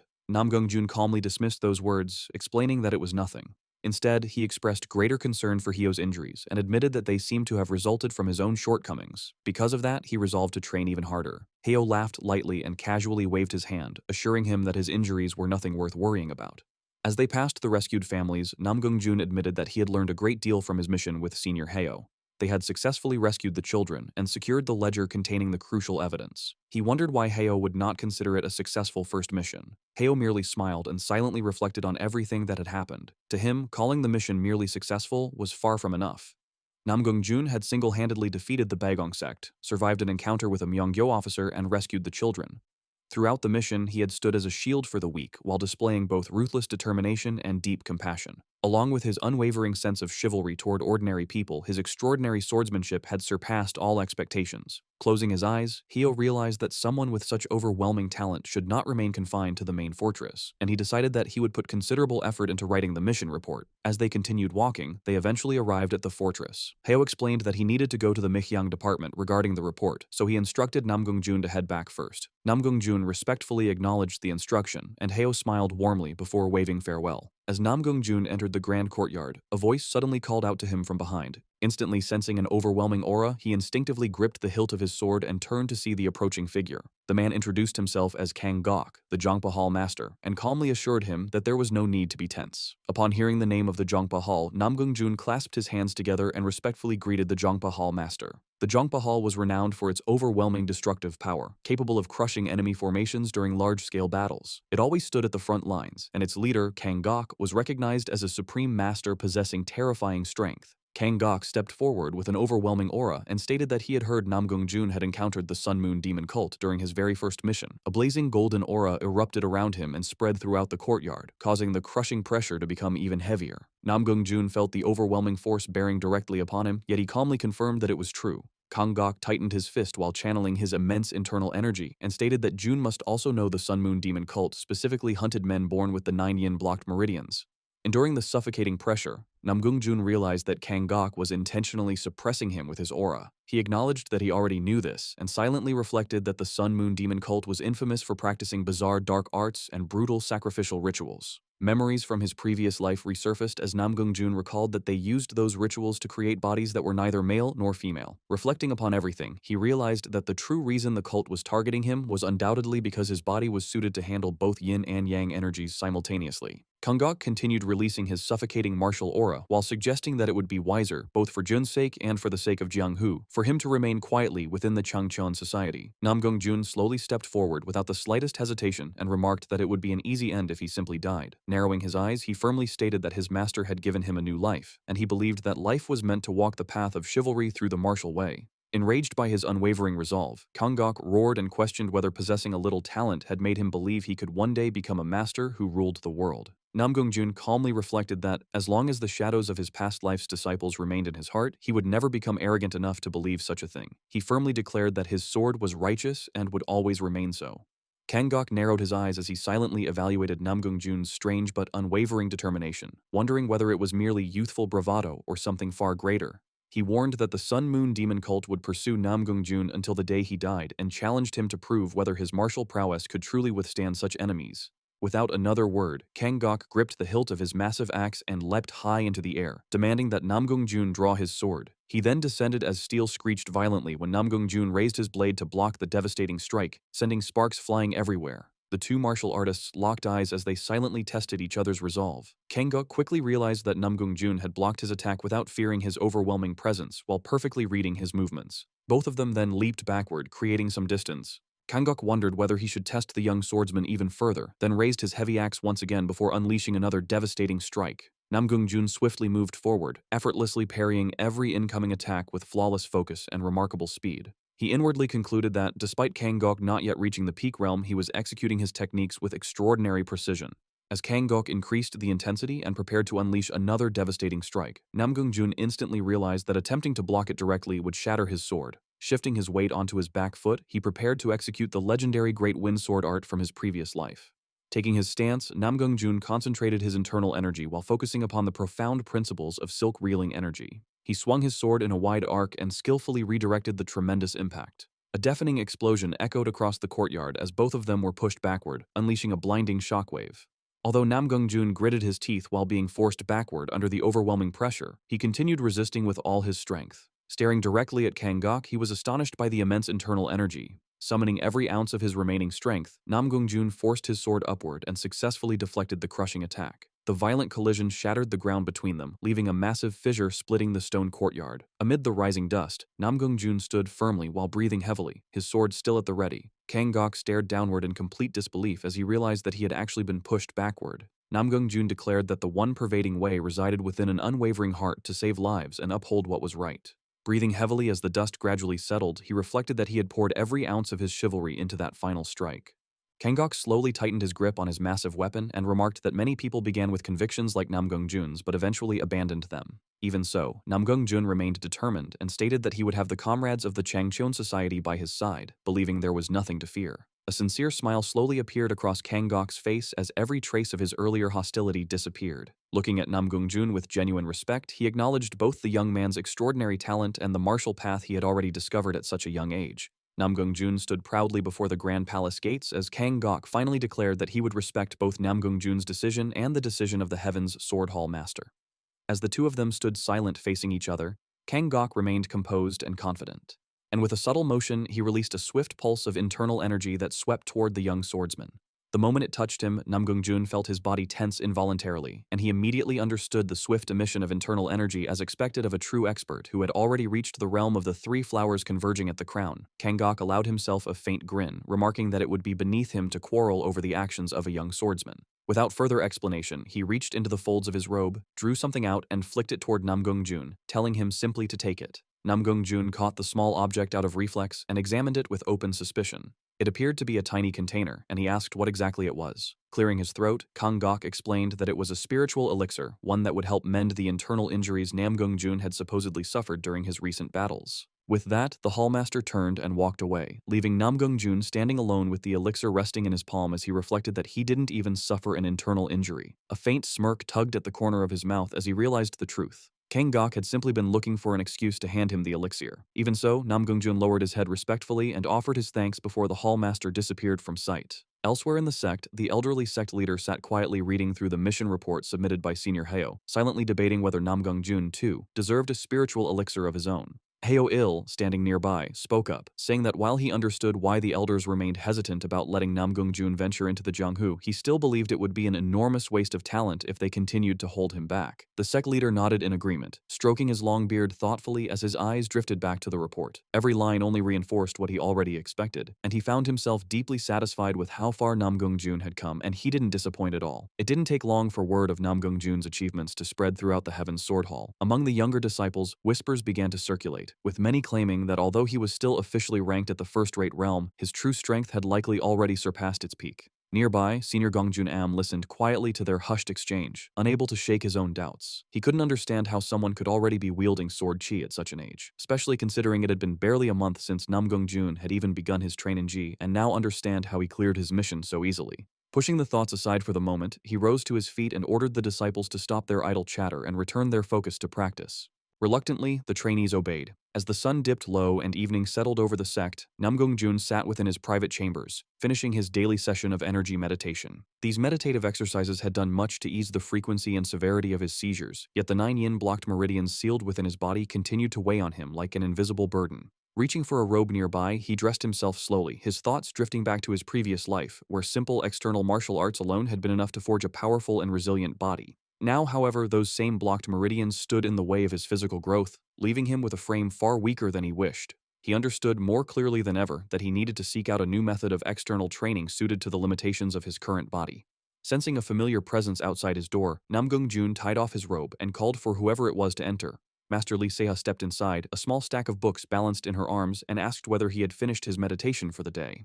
Namgung Jun turned to greet her, bowing his head and thanking her for standing watch outside. She simply smiled, brushing off his gratitude, and admitted that the stories she had been hearing about him lately made her want to scoop him up and carry him around on her back. His attention, however, quickly shifted to the books in her arms, and he asked what they were.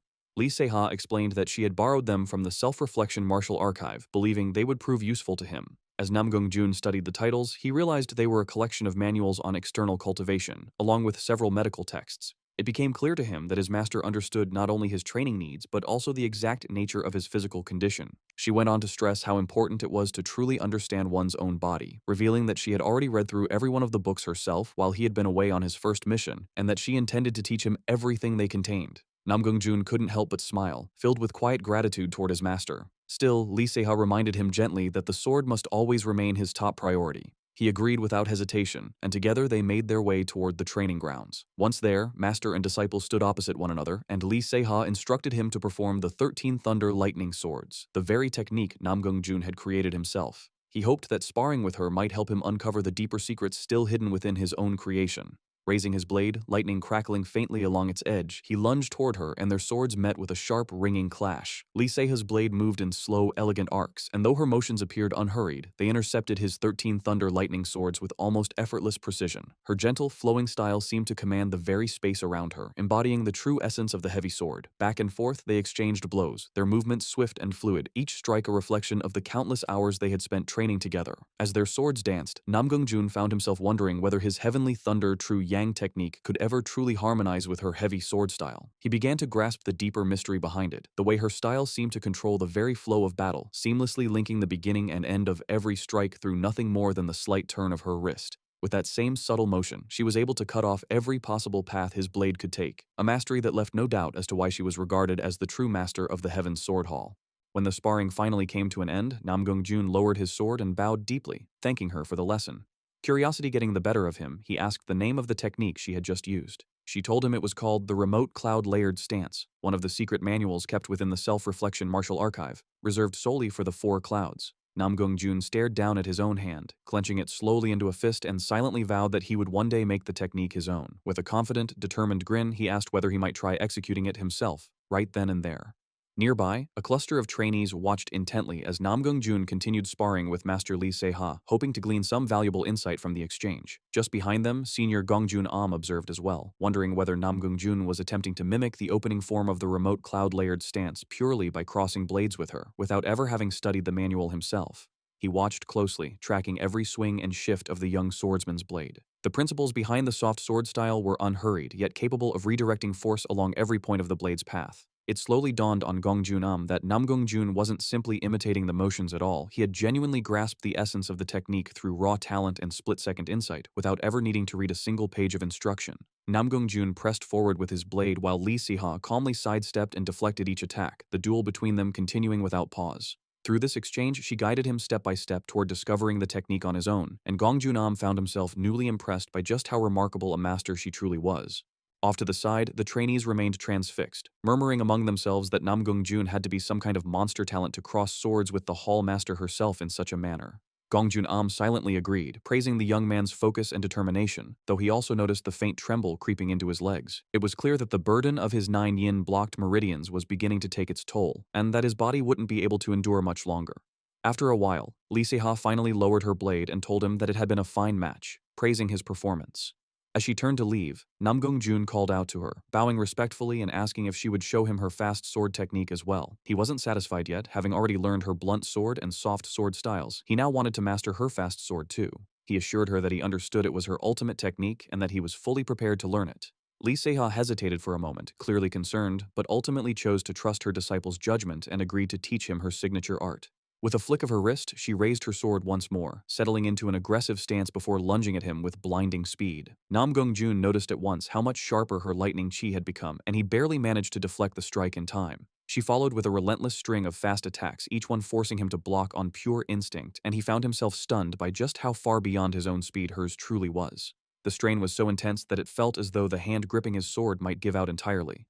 A faint grin crossed Lee Se-ha's face as energy gathered along the length of her blade. She told him that had he not already created the 13 Thunder Lightning Swords himself, this technique would have been the very first thing she taught him.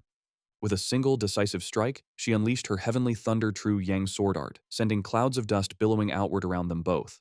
The watching trainees stared in disbelief, admitting they could barely even follow the movement of her blade. Namgung Jun stood frozen, eyes wide with awe at the sheer power of his master's technique. In that moment, he understood that with a master like her guiding him, he would surpass the limits of his previous life far sooner than he ever imagined, and that the path ahead had never felt clearer. Lowering his sword, he bowed once more, thanking her sincerely for everything she had taught him that day. Sometime later, Namgung Jun sat on the steps of the training grounds, an uneasy look settling over his face as the toll of the day's training finally caught up with him. It was becoming increasingly clear that even faithful practice in basic external arts alone would not be enough.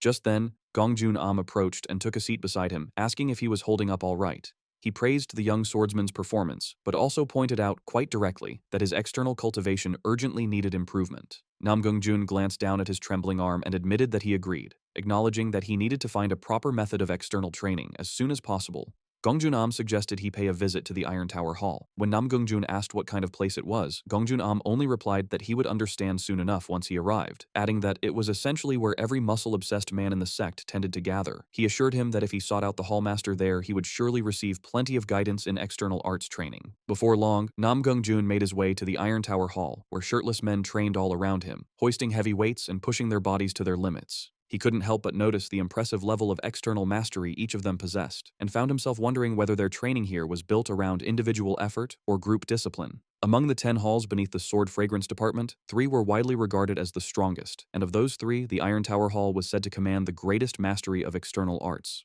The Heaven's Sword Hall, meanwhile, had not yet earned a place among that elite group, though it seemed only a matter of time before it too rose to become one of the 3 strongest. As Namgung Jun continued through the training grounds, a large shadow suddenly fell over him, and a voice called out his name. Looking up, he found himself facing a tall, broad-shouldered man with a thick mustache, staring down at him with an amused smile. The man asked what had brought him to the Iron Tower Hall. Namgung Jun studied him for a moment before asking, somewhat confused, whether the man even knew who he was. The big man burst into laughter, asking how he could possibly not recognize the most talked-about figure in the sect right now. His booming laughter drew the attention of the surrounding trainees, who quickly recognized Namgung Jun as well, the young swordsman rumored to have taken down a Myeonggyo officer during his very first mission. Pointing a thick finger at him, the big man remarked that the real question was whether Namgung Jun knew who he was.